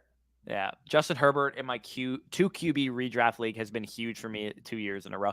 I still can't believe that Justin Herbert, a noted Konami code early declare quarterback with a massive arm, was going outside the 1st round in Superflex drafts the year that he came out with 6th overall draft capital to a team with good weapons. I still can't believe that was the case. By the way, we may have to take Brees Hall and just follow the what's it called? The Brock strategy. Brock strat. Wait, Brock's probably smiling at home saying, "I told you so." Of course, the guy named Achilles Mojo takes Cam Akers. There's no shot. He took Dobbins too. Yeah, this guy just loves injuries. He loves injured running backs. Is there such a thing as too many rooks in a startup draft? Rookie fever is real. I mean, call me crazy, but like I don't even end up with that many rookies in startup drafts because the prices are like pretty inflated relative to where you're going to get the picks before. Like if you do a rookie draft where you're just drafting picks in February versus a rookie draft where the rookies are known where they went and all that kind of stuff, like you're paying way, way more for those rookies than you would have paid for the picks. By the way, a Brees Hall George Kittle turn will make me celebrate. So please let it happen. Yeah, I will be excited. This guy's damn excited. Who does this guy have? Click on this Lynch guy's team. I want to see who he's got on his team. Ooh. Oh God. He might. He's in danger. Oh, he took Darren Waller. He took Darren Waller. Brees, all right. Brees, I think Brees. Do we take Brees first or we take Kittle first? Brees. Okay. You got to play the ADP game here. All right. Yeah, I guess this guy doesn't have any running backs. He's probably fuming. Worst case, if we miss out on Kittle. Montgomery's a solid pick if Kittle doesn't get there. Well, I was just going to say, by the way, I can't there. I would rather DK. For some reason, I thought we were picking ETN. up a turn. Fuck ETN would have been nice too. Okay, that's fine. That's fine. We play the numbers game. We go with the Aidan Hurst, we go with the Gerald Everett, and then we get one anchor at like the round 8 to 10 range. Aidan Hurst. We have we could go with a Burrow stack. Oh, right. We have Chase. Right. I always forget about Aidan Hurst being on the Bengals. That's so like lost to me. I'm a little fed up with that guy. I don't think I want to even draft him anywhere. He might just stink. It's possible. We could go I'm with sorry, but if Herbo. DK Metcalf makes it to the next round, we're not. We're taking Metcalf or maybe Herbo if he falls too. We have Keenan. Is DK Metcalf about to be the biggest value in all of redraft leagues this year? If we're getting round 5 DK fucking Metcalf, what is going on? By the way, I literally don't care if fucking Geno Smith is his quarterback the entire season, or I'm saying Lock is his quarterback the entire season. If DK Metcalf should not be going in the 5th round. Metcalf went. Okay. Jay Herbo, if he's there, 100%. You want to go Jay Herbo? Oh, yeah, we got Keenan. Sure. Yeah. I really like this guy's got a quarterback. Okay. This guy's got a quarterback. Come on. Don't do it. Don't do it. Don't do it, cow. Oh, let's go. He reaches on Gabe Davis. Let's go. Jay Herbo, baby. I'm a little upset we didn't get Montgomery there. I think Montgomery, Breece Hall is a fucking Monty. awesome like stack there. Fuck Monty. Montgomery's going too low, man. Whatever. Contending team. What would you give up for Debo, if anything? I just don't want to trade for Debo right now. Honestly, I wouldn't give up more than. I wouldn't give up more than 2023 first, and I know I'm never going to get him for that cost. Yeah, I would give up like a third also. Give him like maybe a third, sure, be like but nothing to give up. Maybe a first and a face planner or something like that too. By the way, Bush pushing for that Keenan Allen pick just got us a beautiful stack, so I appreciate you for that. Dude, I will own so much Keenan Allen this year, it's gonna fucking hurt. Dude, and we could always, backdoor again like Everett, and maybe we can get, a mid-round Isaiah Spiller. Wouldn't be terrible. I was literally just about to say we should probably be targeting Isaiah Spiller at some point. Yeah. Okay. Also, this made no sense to me. I traded the 11-12 for 1301 and a 2023 second. That's such a classic example of people not thinking 2023 seconds are worth jack shit. The 112 guy grabbed Alec Pierce. I would rather the second over Pierce. Did the same thing with the 1201 to get 1304 and a second again. Dude, this is what I mean. We talked about this in yesterday's video. Nobody cares about second round picks in the startups. They just roll them like they're nothing. Dude, it's hilarious because when you actually contextualize it, I would much rather the 2023 second over Pierce straight up. So yeah, exactly. You just got a free 1301. Thank you very much. Money in the fucking bank, baby. Yeah, if that pick is 212 next year, I would rather have it than Pierce. Yes, literally. Yeah. 1201 becomes John Mechie. I don't understand trading in a startup at the 2023 second. Dude, it's so crazy. Like, how are you trading a 2023 second for a 2022 second plus a startup pick in the startup? Like, how does that make any sense? Doesn't. Also, 6th round Josh Jacobs is very nice. I'm just going to point that out. Yeah, it is. I actually was hoping he would slide the fact that Juju went before him, man. Why am I like kind of into some of these dead zone running backs this year? Jacobs and Montgomery going in the dead zone? Like that seems like money in the bank to me. They're not your prototypical dead zone running backs because the dead zone article was Miles Sanders is your prototypical dead zone running back. Well, the thing is that these articles were made when people were taking those guys in the top 3 rounds. Right. And to be fair, like in more casual leagues, some people might still take those guys in the top 3 rounds. But like on here, the players in the pool, like the pool's pretty sharp. They're not going to take, I think Jacobs has more upside next season than he did this year, like this past year. What running backs are available? Let's just check that real quick. I just want to see what's kind of lurking here. Yeah, we got Breece at the moment. There's like nobody else that I probably think is going to be worth a damn here. You could get, I think we just punt it, go wide receiver or tight end. Yeah, I think we can hammer mid-round guys. What tight ends are here? Are there any like notable tight ends? No. Okay, so go wide receiver. We're 100% wide receiver play 100%. Elijah Moore, London. I like probably London over.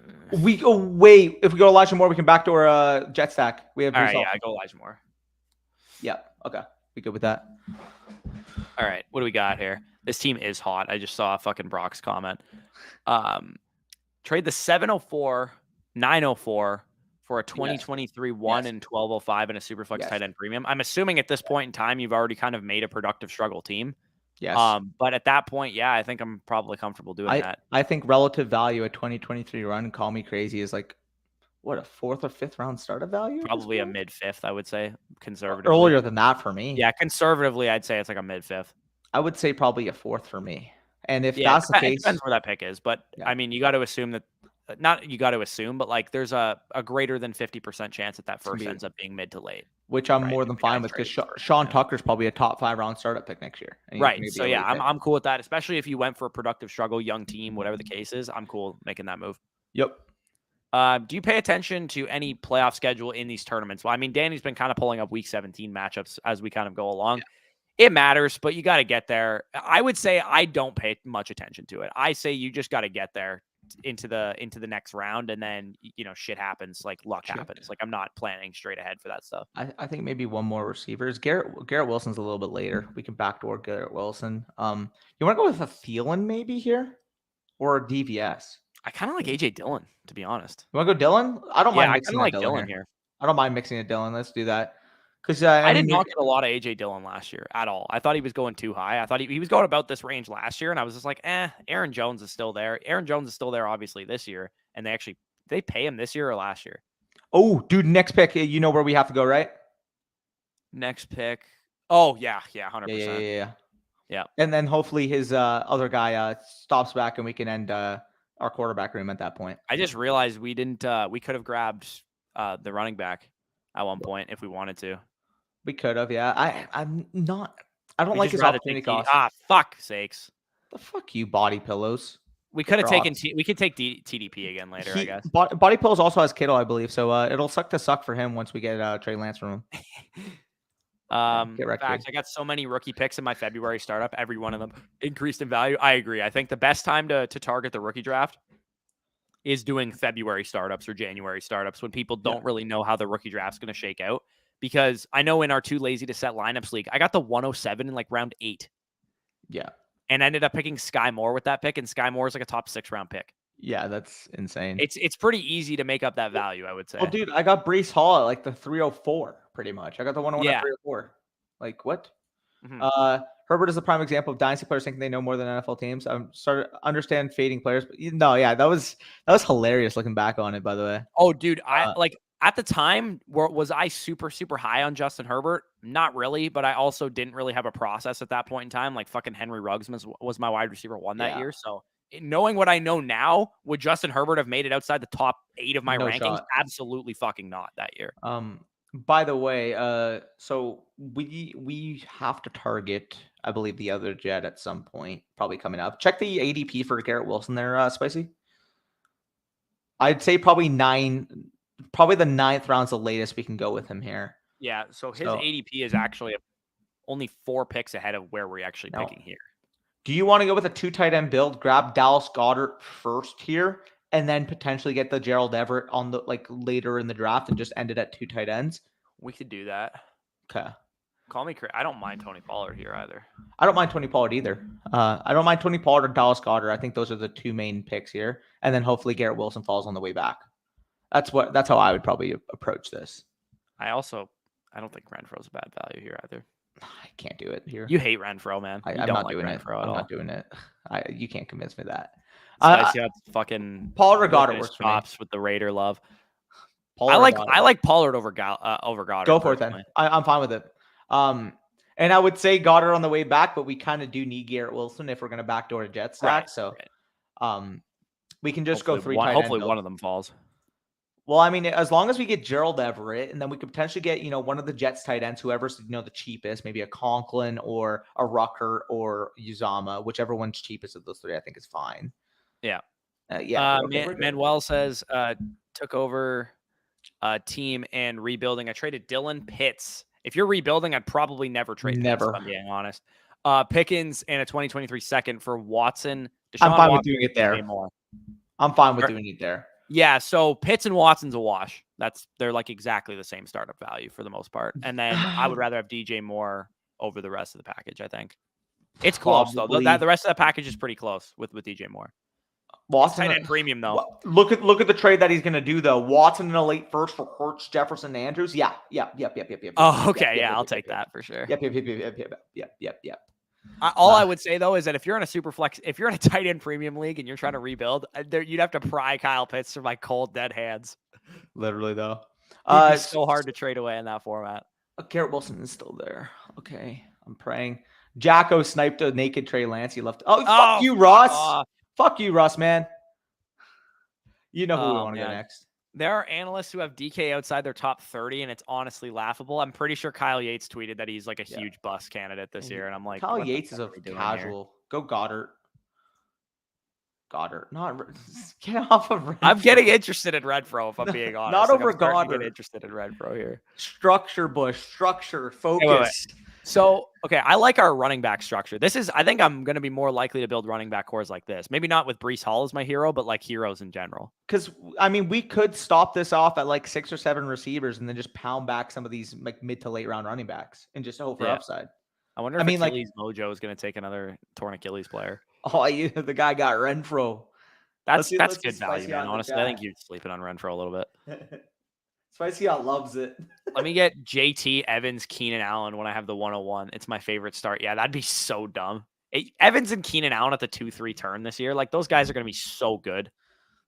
Yeah, facts. Now we in the 15th of 33 rounds, and people are holding their thirds like gold. Yeah, and you just fleeced all their seconds. Awesome. Best ball. Notorious just in here. I love entering puppies. Hey, Danny, look up. The hero RB with AJ Dillon and Tony Pollard. You are building my ideal team. Yeah, literally. Freiermuth or Goddard in a tight end premium startup. I'm going to take Goddard over Freiermuth in a tight end premium startup. Yes, in a heartbeat. How much premium? If it's double, I'd rather get Pat Freiermuth later. Goddard ahead no matter what, though. I mean, yeah, I guess it depends. If you're talking straight up versus at value, I guess it kind of depends. But they go straight up, I would take Goddard for sure. Well, they go around the same startup value. Yeah. If it's like a 2-round difference or something, then maybe you take Freiermuth there. I think the value's probably fine. But I would rather take Goddard straight up for sure. Yep. David Bell went in the 10th round. Jesus. Yeah. I love David Bell, but he went with the Watson. David, can you click on his team? Yeah, how many other Browns does this guy have on his team? He doesn't have Chubb. Who does he have? Does he have Cooper? Click on his team. Yeah. What the fuck? Oh, he's got Hunt. Does he have Cooper? Does he have Cooper? I didn't see him. No, I don't think so. Oh, okay. No. Oh, dude, he's just drafting all the USC players. Jesus. Dude. What is he doing? I'm sorry, but that's kind of... Why do they have him on around a USC uniform, by the way? I'm going to hit up Andrew after this. That guy's team's kind of schmeat. I feel like that was a Hayden. I feel like Hayden did that. 100% he did. Hayden's a USC fan. I think he went to USC also. He did go to USC. Yeah. Zach Ertz. Interesting. How much? Okay, yeah, no, that's Kyle Yates tried to argue that Ryan is worse than Wentz, and the Titans jumped all over it. I got so annoyed, I literally deleted Twitter. Best decision I ever made. I mean, Twitter's Twitter. I don't know. Wait, I'd have Hawkinson and Dallas in the draft. Yeah, I mean Hawkinson and Dallas. On the clock. On the clock. I know. I gotta shut the fuck up. Running back. I kind of like Claypool here, to be honest. No real running back stick out. Go wide receiver again. I don't mind Claypool. I don't mind Tony either. I actually think I like Tony better. You like Tony better than Claypool? Yeah, I do. Yeah, give me Tony. Fuck it. I got scared that he got autoed there. I'm scared with Tony, like he's gonna do some fucking knucklehead shit before. You could say the same thing about Claypool. I don't think so. I think Claypool is just kind of more of a diva than a knucklehead. That's fair. But if I'm gonna trust a bad quarterback leading my offense, I'm gonna take the one that gets the targets close to the line of scrimmage, like Tony will. Thoughts on my squad? Can you go to Zachary's team? Let's see, Zach. You gotta hit the arrows over, and you'll be able to, or scroll bar, whatever. Najee, Gibson, Clyde. I mean, I got to be honest. I hate Clyde with every. I hate Clyde. Thing, so. Michael Pittman. I love your wide receiver core. Your wide receiver value too. I like how you built that value. I didn't even see you had Andrews also. Yeah. Your team looking pretty good. I would say. Where did you end up getting Gibson? Yeah, where'd you take Gibson? Because if Lamar was on the board, I think that was an interesting pick. Go to the grid. Gibson's okay. I'm okay with Gibson in the Lamar. Like, he's kind of like a dead zone running back this year, man. No, he is. Go. I don't mind him at value. Go down one more round, Spicy. Did you take him before Lamar? No, he got sniped on Lamar. Okay, fair. At that point, I don't mind it. Overall, though, I think it's pretty decent. I wouldn't have taken Clyde though with your running back core. Oh, look at mean mode. What? Okay, he double stacks at tight ends though. I don't know how to read that name, but Mr. Mode. We take All right, what are we looking at here? We got a nice so we have our Jets situation that we got to pay attention to. Corey Davis is somebody that we'll probably be targeting late, I would assume. We just saw a currently retired tight end go off the board. Okay. I mean, it's going to be huge value if he comes back. Is it like how much earlier do you think he's gonna go? Like 8th round? I would legitimately take Rob Gronkowski over TJ Hawkinson this year in redraft. So 8th round. Yeah. Yeah. So like you're getting the 3 rounds. You want to take Pierce here? I think he's a decent value. Pierce or Rojo, I'd say. If you want to shoot for upside, I don't mind go with Pierce. I mean, I think give me Rojo, actually. Give me Rojo over Pierce. Rojo? Okay. We'll do Rojo. Yeah. They're both solid though. I think we probably hammer one more running back in this like next 2 to 3 rounds here if we can. And then get like a White and then get one late one and then build out a 6 stack, I think. I agree. This is probably a 6 running back build. Check the quarterback position, by the way, Spicy. I just want to see I know when we have to take Zach Wilson. I don't mind getting okay, we can make I'm fine rolling with just Herbert and Wilson. I think we're fine. We don't need a third quarterback. I think I agree with that. Go to tight ends as well, because we need one more tight end. Oh, we're getting Gerald Everett. This is probably a 3 tight end build, though.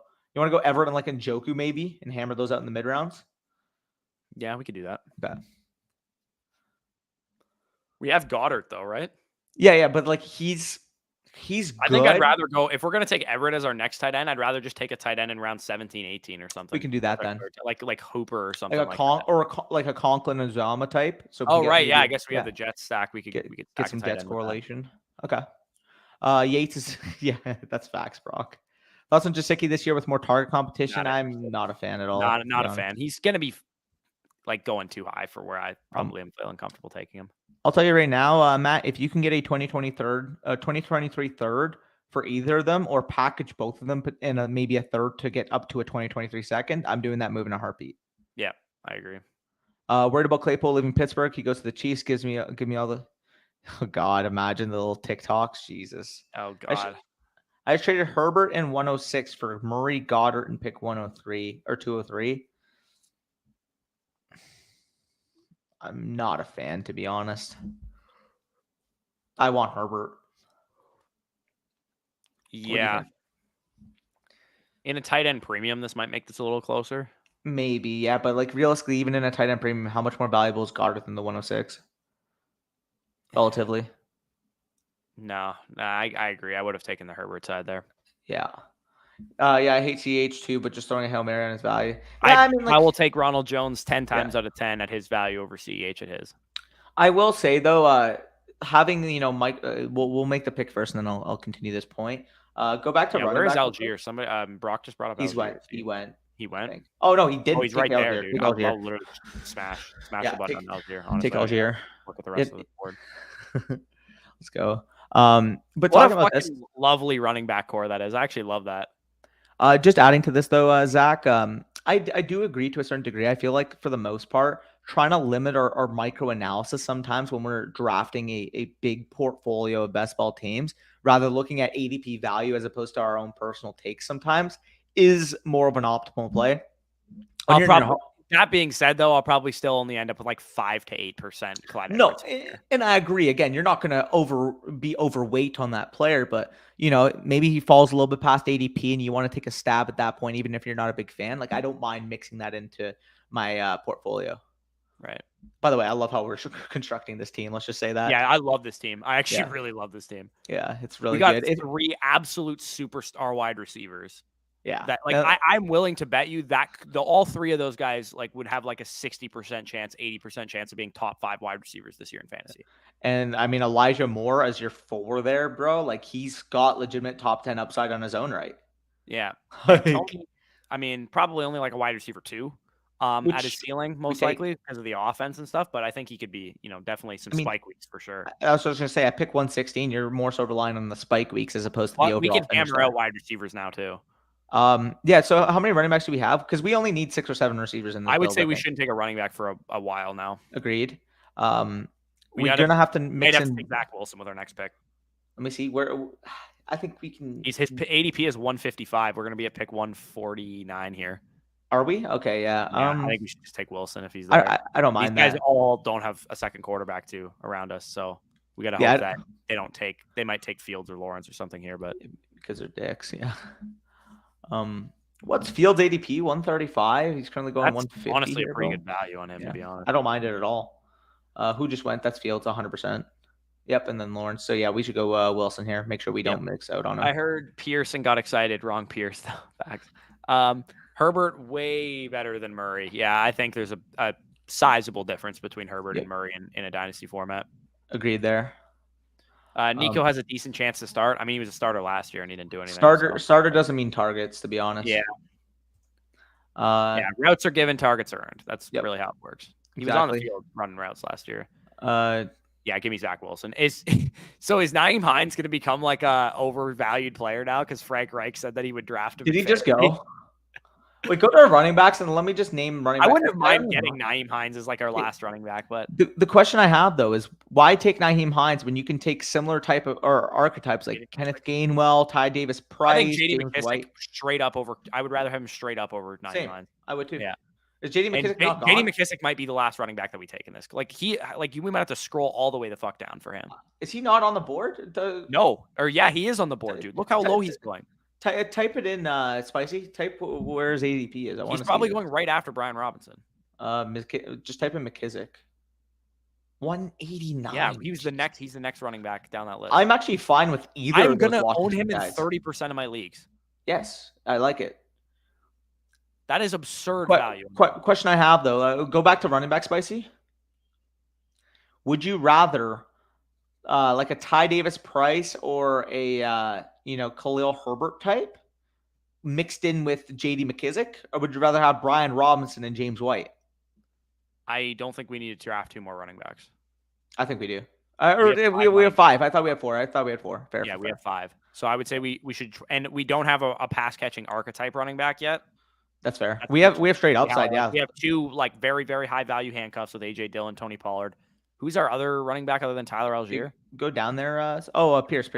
Ronald Jones. Ronald Jones. So we have Ronald Jones, who's like an ambiguous backfield touchdown scorer type.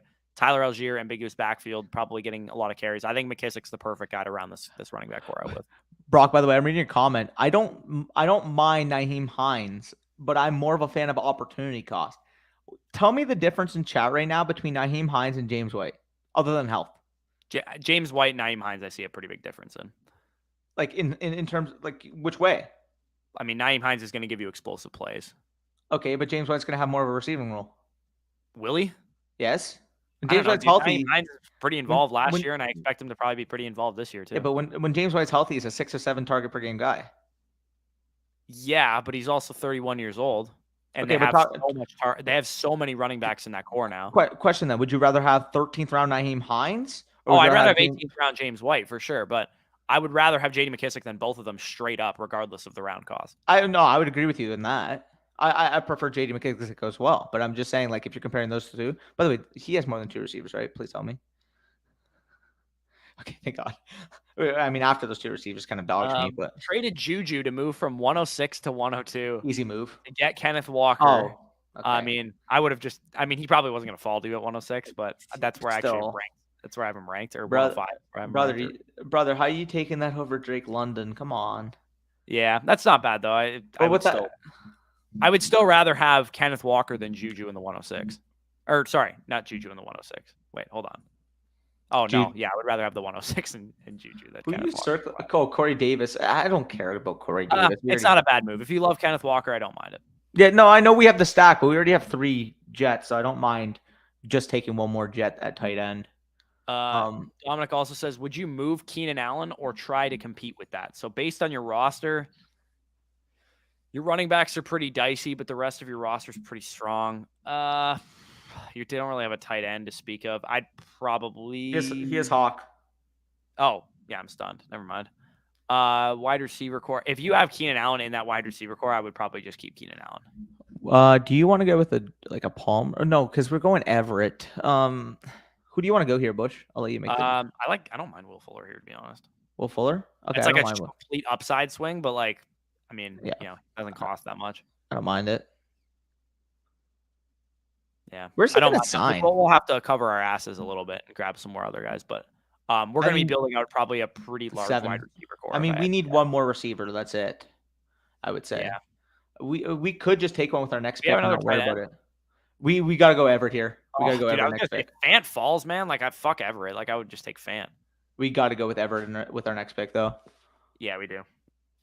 Hopefully he falls. These guys all have 2 tight ends, so we should be okay. Yeah, if we get cucked, I'll be upset. Yeah. This team is elite. Yeah, I love this team. Yeah, I really like it. First share of CEH, true. Oilers closing it out in Calgary tonight. Man, I hope so. I want to see the Oilers in a game that fucking means something. And they typically choke, so we'll see. I'm gonna have to check the lines on this game because it could be Calgary takes this one. This is in Calgary, correct? Right? Yeah. Game 6, right? No, wait, no. This is game 5. Yeah, Flames, game 5. yeah. This is in Calgary. Yeah, so this is in Calgary. Calgary is actually favored. So yeah, which makes sense because it's in Calgary. Let's be honest though, no matter who wins the series, they're gonna get 4-1 by the Avalanche, so it doesn't even matter. You think? Oh yes. The Avalanche should have won last night. They fucking choked. By the way, did you see Nathan McKinnon's goal? Yeah. Did you see his third goal of the hat trick? Oh my brother goes freaking end to end, dekes out the whole team, puts it between his legs, and goes short side over the shoulder. Like that's so hard to do, but he made it look effortless. Right. Everett. Yeah, Gerald Everett, lock it in. By the way, we haven't really talked about this in a while since the stream started, but if you guys if this looks like fun to you, if you want to get a lot of practice for your, redraft leagues, if you want chances at a lot of money, the puppy drafts are $5 to enter, $75,000 to first. The Best Ball Mania 3 drafts, $25 to enter, $2 million to first, $1 million to second, $1 million to the regular season winner. There's a lot of prizes on Underdog, and again, using promo code FSE that you guys can see at the bottom there, you get 100% match back up to $100, and you'll also get our Dynasty Rankings Manifesto as a free gift for using our code. So we're going to try and do these a little bit more often because, now that we have a little system that we have set up here with Spicy Odd, if he doesn't mind hopping on with us every once in a while. If we were on Ontario, this wouldn't be a problem. Like if Ontario, had DFS, this wouldn't be a problem. We'd be able to do these easily all the time. But it's nice knowing the ADP and being updated, right? So, long spiel. I have 103, and my league mate is likely to take London at 102. Team is ready to contend. Should I stay at 103 or trade up and throw in a second? So do you want to trade up for London or do you want to trade up for Breece Hall? So I personally traded up 103 and 210 to get 102 in one league because I wanted London. I don't mind that. It depends where the second is. I wouldn't give up an early second to move up from 103 to 102, but if you can get it for like a mid to late second, I'd do it. Like I would rather Traylon Burks and David Bell as opposed to just Drake London. But if you're talking like, the Khalil Shakir, the tight end type of range at the late second, even like out here, like area. I like those guys, but I would rather have Drake London than Traylon Burks or Garrett Wilson and one of those guys. Agreed. Who are some good rebuild wide receiver targets not named Higgins or DJ Moore, Elijah Moore, Tony? Okay, so you already went a lot. If you can get Devontae Smith for cheap because of the uncertainty with AJ Brown going there, I think that's a prime name. I think DK Metcalf is undervalued. DK, yeah. Any of the rookie wide receivers, obviously. Ayuk. Drake. Yeah, Ayuk is solid. Any of the rookie wide receivers, Drake London, all those guys, Traylon Burks, Garrett Wilson. Michael Pittman Jr. is probably pretty solid for a rebuild as well. I think Marquise Brown's just undervalued in general. So if you wanted to grab him, maybe not necessarily with the intent to keep him the length of the rebuild, but to sell him mid-season when he's a top 10 wide receiver without DeAndre Hopkins on the field. Rashad Bateman, I think, is great for a rebuild as well. Mm-hmm. And then I'm just looking at some other guys here. Not other guys. There's not a whole lot of other guys that stand out to me as like crazy great rebuilding guys. I think Amon-Ra St. Brown's a little undervalued too. Yep. So do we want to go with McKissick with that next pick to just make sure we get him and then go with whatever wide receiver falls back? Who do we got at wide receiver that's still available other than those two guys? Check the wide receiver after Odell. AJ Green's not awful. Especially, I think I would, regardless, I would just take McKissick with the next pick. McKissick, and then hopefully Green falls back because He did surprise me last year a little bit. I think people overvalue upside in this area of the draft when it comes to like veteran wide receivers. Like we saw a lot of veterans from this area of the draft actually be productive. Well, let's talk about the case of AJ Green, because obviously, again, you guys have heard us in the past. We don't like old injury prone type of players. That was when AJ Green was like a 5th round pick, though. Yeah, but I mean that's what I was just about to say. 17th round opportunity cost. He just fucking got sniped from us. But 17th round opportunity cost. AJ Green, DeAndre Hopkins expected out a few weeks. Like rip JD. JD's the easy pick here. Rip JD and check the wide receivers. I mean, Kendrick Bourne will be my answer to who I want here. Bourne or I would say Bourne or Washington, but I'll give you Bourne this time because I overruled you on Bourne last time. If you could name a couple, that would be amazing for sure. Also, who is a good QB3 to target if you have Lance and Trevor Lawrence as your only quarterback? So I'm assuming you're also talking about the same team. That's like a rebuild. A good quarterback 3 to have in a rebuild. I like having Mac Jones as my quarterback 3 if I'm rebuilding, because he's not going to be a high upside quarterback, which is fine because you have those other 2 guys that presumably will fill out your starting roster going forward and into the future. So at quarterback 3, I really like Mac Jones as like a quarterback 3 target. I don't hate Kenny Pickett either as a quarterback 3 in that kind of format. Yeah, no, I agree. But if you have a lot of firsts, I would say maybe even just get your quarterback 3 in next year's draft. Question I got quickly here for you in terms of our structure. So we're going to get one more wide receiver, 100%. Do you want to go with a 3 tight end build? Oh, yeah, because we're going to take the Jets tight end. Yeah. Okay, so do we have anybody else on the board still at tight end? Bourne. That's like maybe a tier break? Tight end? Let me just take a look. Not Logan, though. Evan Ingram's not bad. He's not bad. I don't mind waiting on Uzama. Yeah, I don't mind just taking Uzama once we get on the board. Because, I mean, if we're talking about fringe guys, at least we'll get, like, double correlation with both him ultimate correlation with him, Wilson, Hall, etc. We'll kind of have that full Jets offense. By the way, the fact that we're back in on the Jets, or actually we've never left the Jets, is just so FSE. Yeah, I mean, it's not like they're expensive, so yeah, fuck it. Take Bourne there. Yeah, give me Kendrick Bourne. Gonna be so free. Yeah. Although I said that about John Brown last year, and I had like 40% of him, and he didn't play a fucking I remember game, that. So. Traded Miles Sanders for 2023 first. I mean, how did I do? Woodshed. If that's the 114, you woodshedded him. Yeah. You know how you did there, loud lament. I might have to leave the stream, not the Heinz slander pain. Heinz is better at football. I agree. Heinz is better at football. He's better at football, but at the end of the day here in fantasy, sometimes it's not about who's better at football. It's who's again, if it's at cost, fine. You want to take James White in the 18th versus Heinz in the 13th, but if I'm going straight up, I'm taking Heinz every day. Oh, no, I agree with that. I wouldn't take White. Well, my point was that I would take McKissick straight up over him. Oh, I thought you meant not even including the opportunity cost. I would rather have McKissick straight up than. Yeah, I thought your whole basis of argument was that opportunity cost. No, I would rather have McKissick at cost, or not at cost. That's straight up value. What's up, boys? What's up, Bryson? Insert meme of the guy crying under a mask that is smiling. I agree. Heinz is overpriced. Nothing like a cold brew, no foam in the morning. Have a good one, boys. Yeah, I wish I liked cold brews. I just don't like them. Well, I wish I could have one right now, but I kind of got to go on a sober run for a little bit. So yeah. Brock Glaser must be on the payroll. Sure. For us, I think he means. I still prefer Jacoby over Bourne all day. I mean, the cost difference. Opportunity cost. Yeah, the opportunity cost difference isn't close for me. I would rather have Bourne in the 18th, 17th round than Jacoby Myers. Where did he go? 12? Round 12? Probably, yeah. Around there. Yep. Like Jacoby Myers too, he doesn't score touchdowns in this format. You need to be able to have spike weeks. And Kendrick Bourne had 5 touchdowns on 50% of the snaps last year.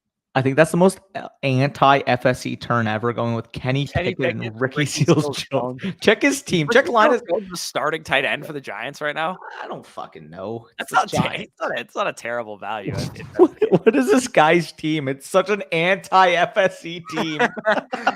What the fuck? What is that guy's team, bro? I mean, he's got David Bell, Jahan Dotson, and Wandale, dude, terrible, he's got the football, or he's got the Commanders stack with Wentz, McLaurin, and Jahan Dotson. You got to give him credit. Yeah, it's not bad. Jesus, watch him win the millie or 2 million. Yeah, dude, if he wins the millie with that team, we should probably retire. Well, there's actually 75K. It's only 75K, so then we don't retire. But still, Jesus, we're just this guy's 4 quarterbacks. Who does this guy have, bro? He's vibing. He's doing his thing. Ew, what the fuck? Dude, Why okay, so pro tip, if you guys take Patrick Mahomes and Jalen Hurts, which I probably would never do, but if you do that, do not take another quarterback for the rest of the draft. Bro, it's all good because he's got Romeo Dubes. I'm sorry, I can't finish the sentence. I'm laughing. Okay, so are we looking? So we're looking for another tight end here, right? That's what we're going for. Tight end. Yeah. Yeah. So is Conklin still on the board, or is Conklin gone? Is Uzama on the board? Is a question. But is Conklin and Uzama there, or is it just Uzama? Both of them should be. Conklin goes way after. Yeah. Out of those I two would go guys. Uzama out of those guys.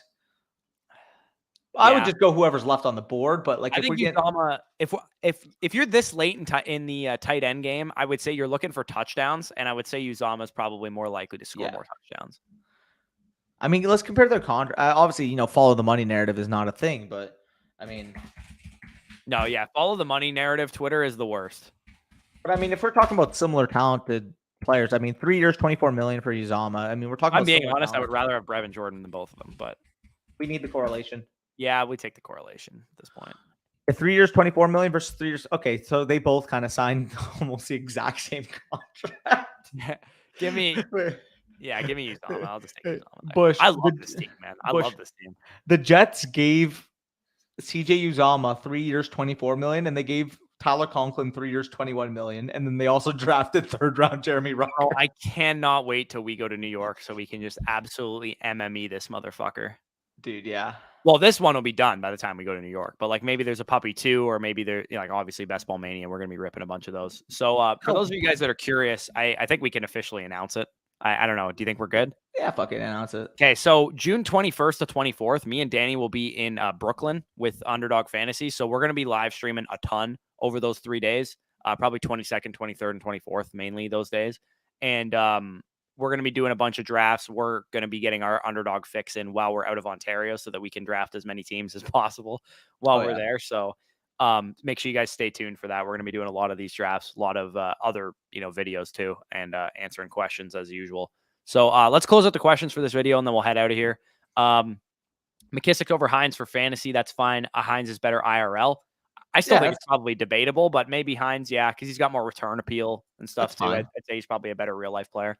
That guy certainly has a team. Yes. Yeah. He does. Have Akers, Najee, Chubb, Dillon, Justin Jefferson keep for? Which ones do I keep? I mean, I'm not keeping Dillon. Yeah, I mean that's pretty easy for me. Yeah, it's pretty easy for me. Justin, and like unless anything happened to Aaron Jones, if let's say worst case scenario, Aaron Jones goes down for the season, who would you cut? Chubb? Or Akers? Akers. I'd rather have Akers than Chubb. Would you? I wouldn't. Yeah. I wouldn't. I don't see a huge difference between Akers' outlook last year versus Akers' outlook this year. I'll just say that right now. I do. There's a obviously the Achilles tear is the difference. That's a big elephant in the room. And maybe when we talk to a doctor, maybe the difference is negligible and all that kind of stuff. But I mean, the guy played after 6 months, man. There's no way. Right now, if I had to make that choice, I mean, like opportunity cost wise, sure, because Chubb's like a mid-second round pick, but plus straight up, we know the Rams offense is gonna use their running backs in the red zone and give them an opportunity. Yes, we do. Do we though with Matthew Stafford and Cooper Kupp now? Well, again, that's kind of a chicken or the egg argument, right? Because their main running back was injured last year. But that's the argument. It's kind of like the Ravens effect where they didn't have Dobbins or Edwards, so they threw more. Well, that's the point. I think that's going to be probably one of the bigger debates in fantasy football. Are the Rams going to be a more pass-centric team in the red zone because they have Stafford, because they have Kupp, in 2018, Jared Goff played like a second-team All-Pro, like Pro Bowl caliber quarterback, and they were run-heavy as fuck in the red zone. He's still not Stafford, though. Yeah, and Akers isn't Gurley, probably. So right, and adding to that, I feel like Allen Robinson would only increase their inherent passing ability in the red zone. This could be a moot point. They're going to score a lot of points, so I want the running back. Like that's basically. I mean, I think if Watson plays, the Browns are going to score a ton of points too, though. Oh yeah, but Hunt's going to be involved. Dearness Johnson might be involved. Oh, a little for sure. But then you're also getting somebody not coming off an Achilles tear and somebody that is shown to be at least one of the best pure runners in the league. While the last time we saw Akers, he was an inefficient player. He was, but he got all the work.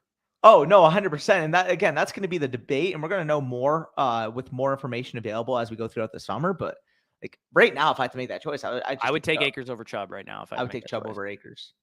Well, if you guys are interested in these debates and a little bit more, stay tuned because we got some rankings episodes coming on the way. For sure. And we're We'll definitely try and get a doc on too to talk about Dobbins, Akers, ETN. You know, anybody that had like an ACL tear, Achilles tear, anybody like with a serious injury, we're gonna probably try and get a doctor on in the next week or two to talk about that kind of stuff before we get more batches of injuries coming from OTAs and stuff. Hey, Zach, triple stack. Let's go, baby. Either let Dylan or Chubb go. That's where I'm at also. Dylan, as of right now. But if Aaron Jones were to get injured, I'd rather have Dylan than Chubb. I have to take the 1 or 2 over. Yes. Jackson, yes. Take Drake London over him. Akers got a stupid amount of touches when he came back last year. His floor is really high. Yeah, but I mean, do they want to give him that amount of touches? Yes. Are we sure? They did it off of 6 months after an Achilles tear, dude. We saw it. They did not have to give him that many touches, but they did.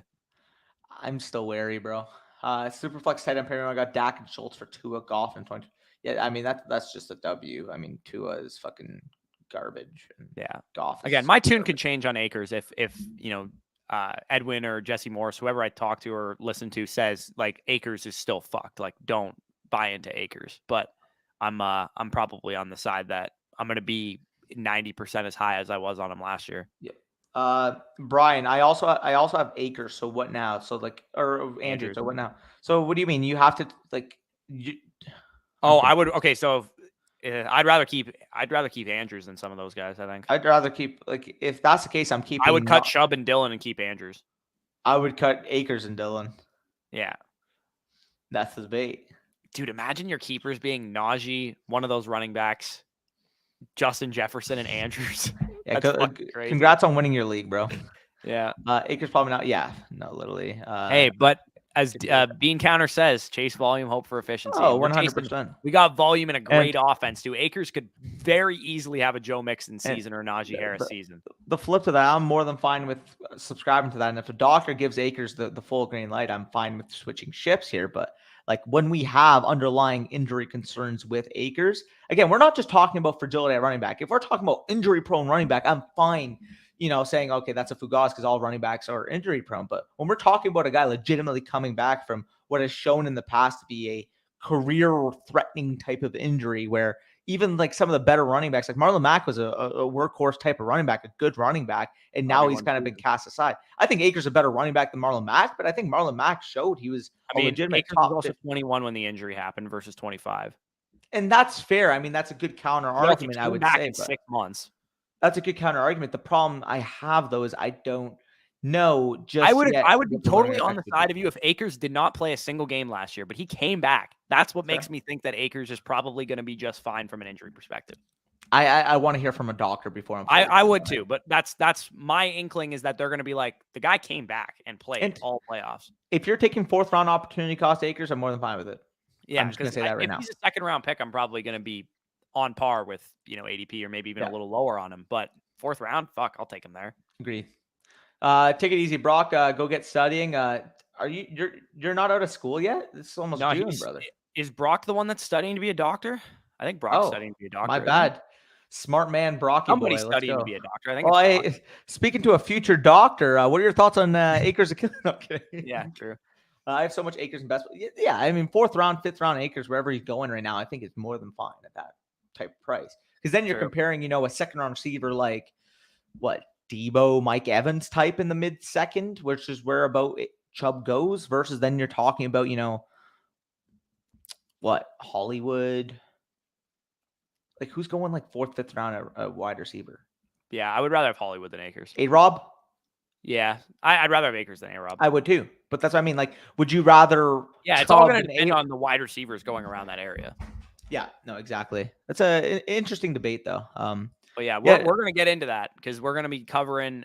Danny kind of teased it. We're going to be doing our dynasty rankings, top 12s for positional, and then obviously the rest will be available on Patreon. And then we're going to do our redraft rankings. I don't know if we're going to do it the next week. I feel like that might be a little redundant. We might wait like a couple weeks, but our initial batch of redraft rankings should be live. Should we set a hard date for ourselves right now? Let's try and get the redraft rankings manifesto June 1st. That seems like an easy, date to set. Now. No, we for those of you guys that are patrons, we're gonna get our redraft rankings manifesto set and ready to go for June 1st, if possible. Yep, agreed. All right. Of course, Lasardo comes in as we're wrapping up the live stream. That is very pain. Also, good luck on the MCAT. Lasardo, brother, you missed it, man. We've been alive for nearly 2 hours now. Where'd you go? Yeah. Again, he was trash in the playoffs, but it was 6 months after a torn Achilles. I Yeah. don't even think he should have been on the field. Yep. Fantasy footballers did an underdog draft on a pod. Hopefully it makes draft. Facts. That's funny as fuck. Okay. Anyway, we're gonna head out of here, guys. Peace out. We'll talk to you soon. Make sure, again, thanks to Underdog for sponsoring this video. Check out their site. Get a lot of practice. Get chances at big time prizes. Promo code FSE for 100% matchback. Up to $100. Dynasty Rankings Manifesto, totally for free. And if you guys were wondering, yes, you'll get our redraft rankings manifesto for free as well.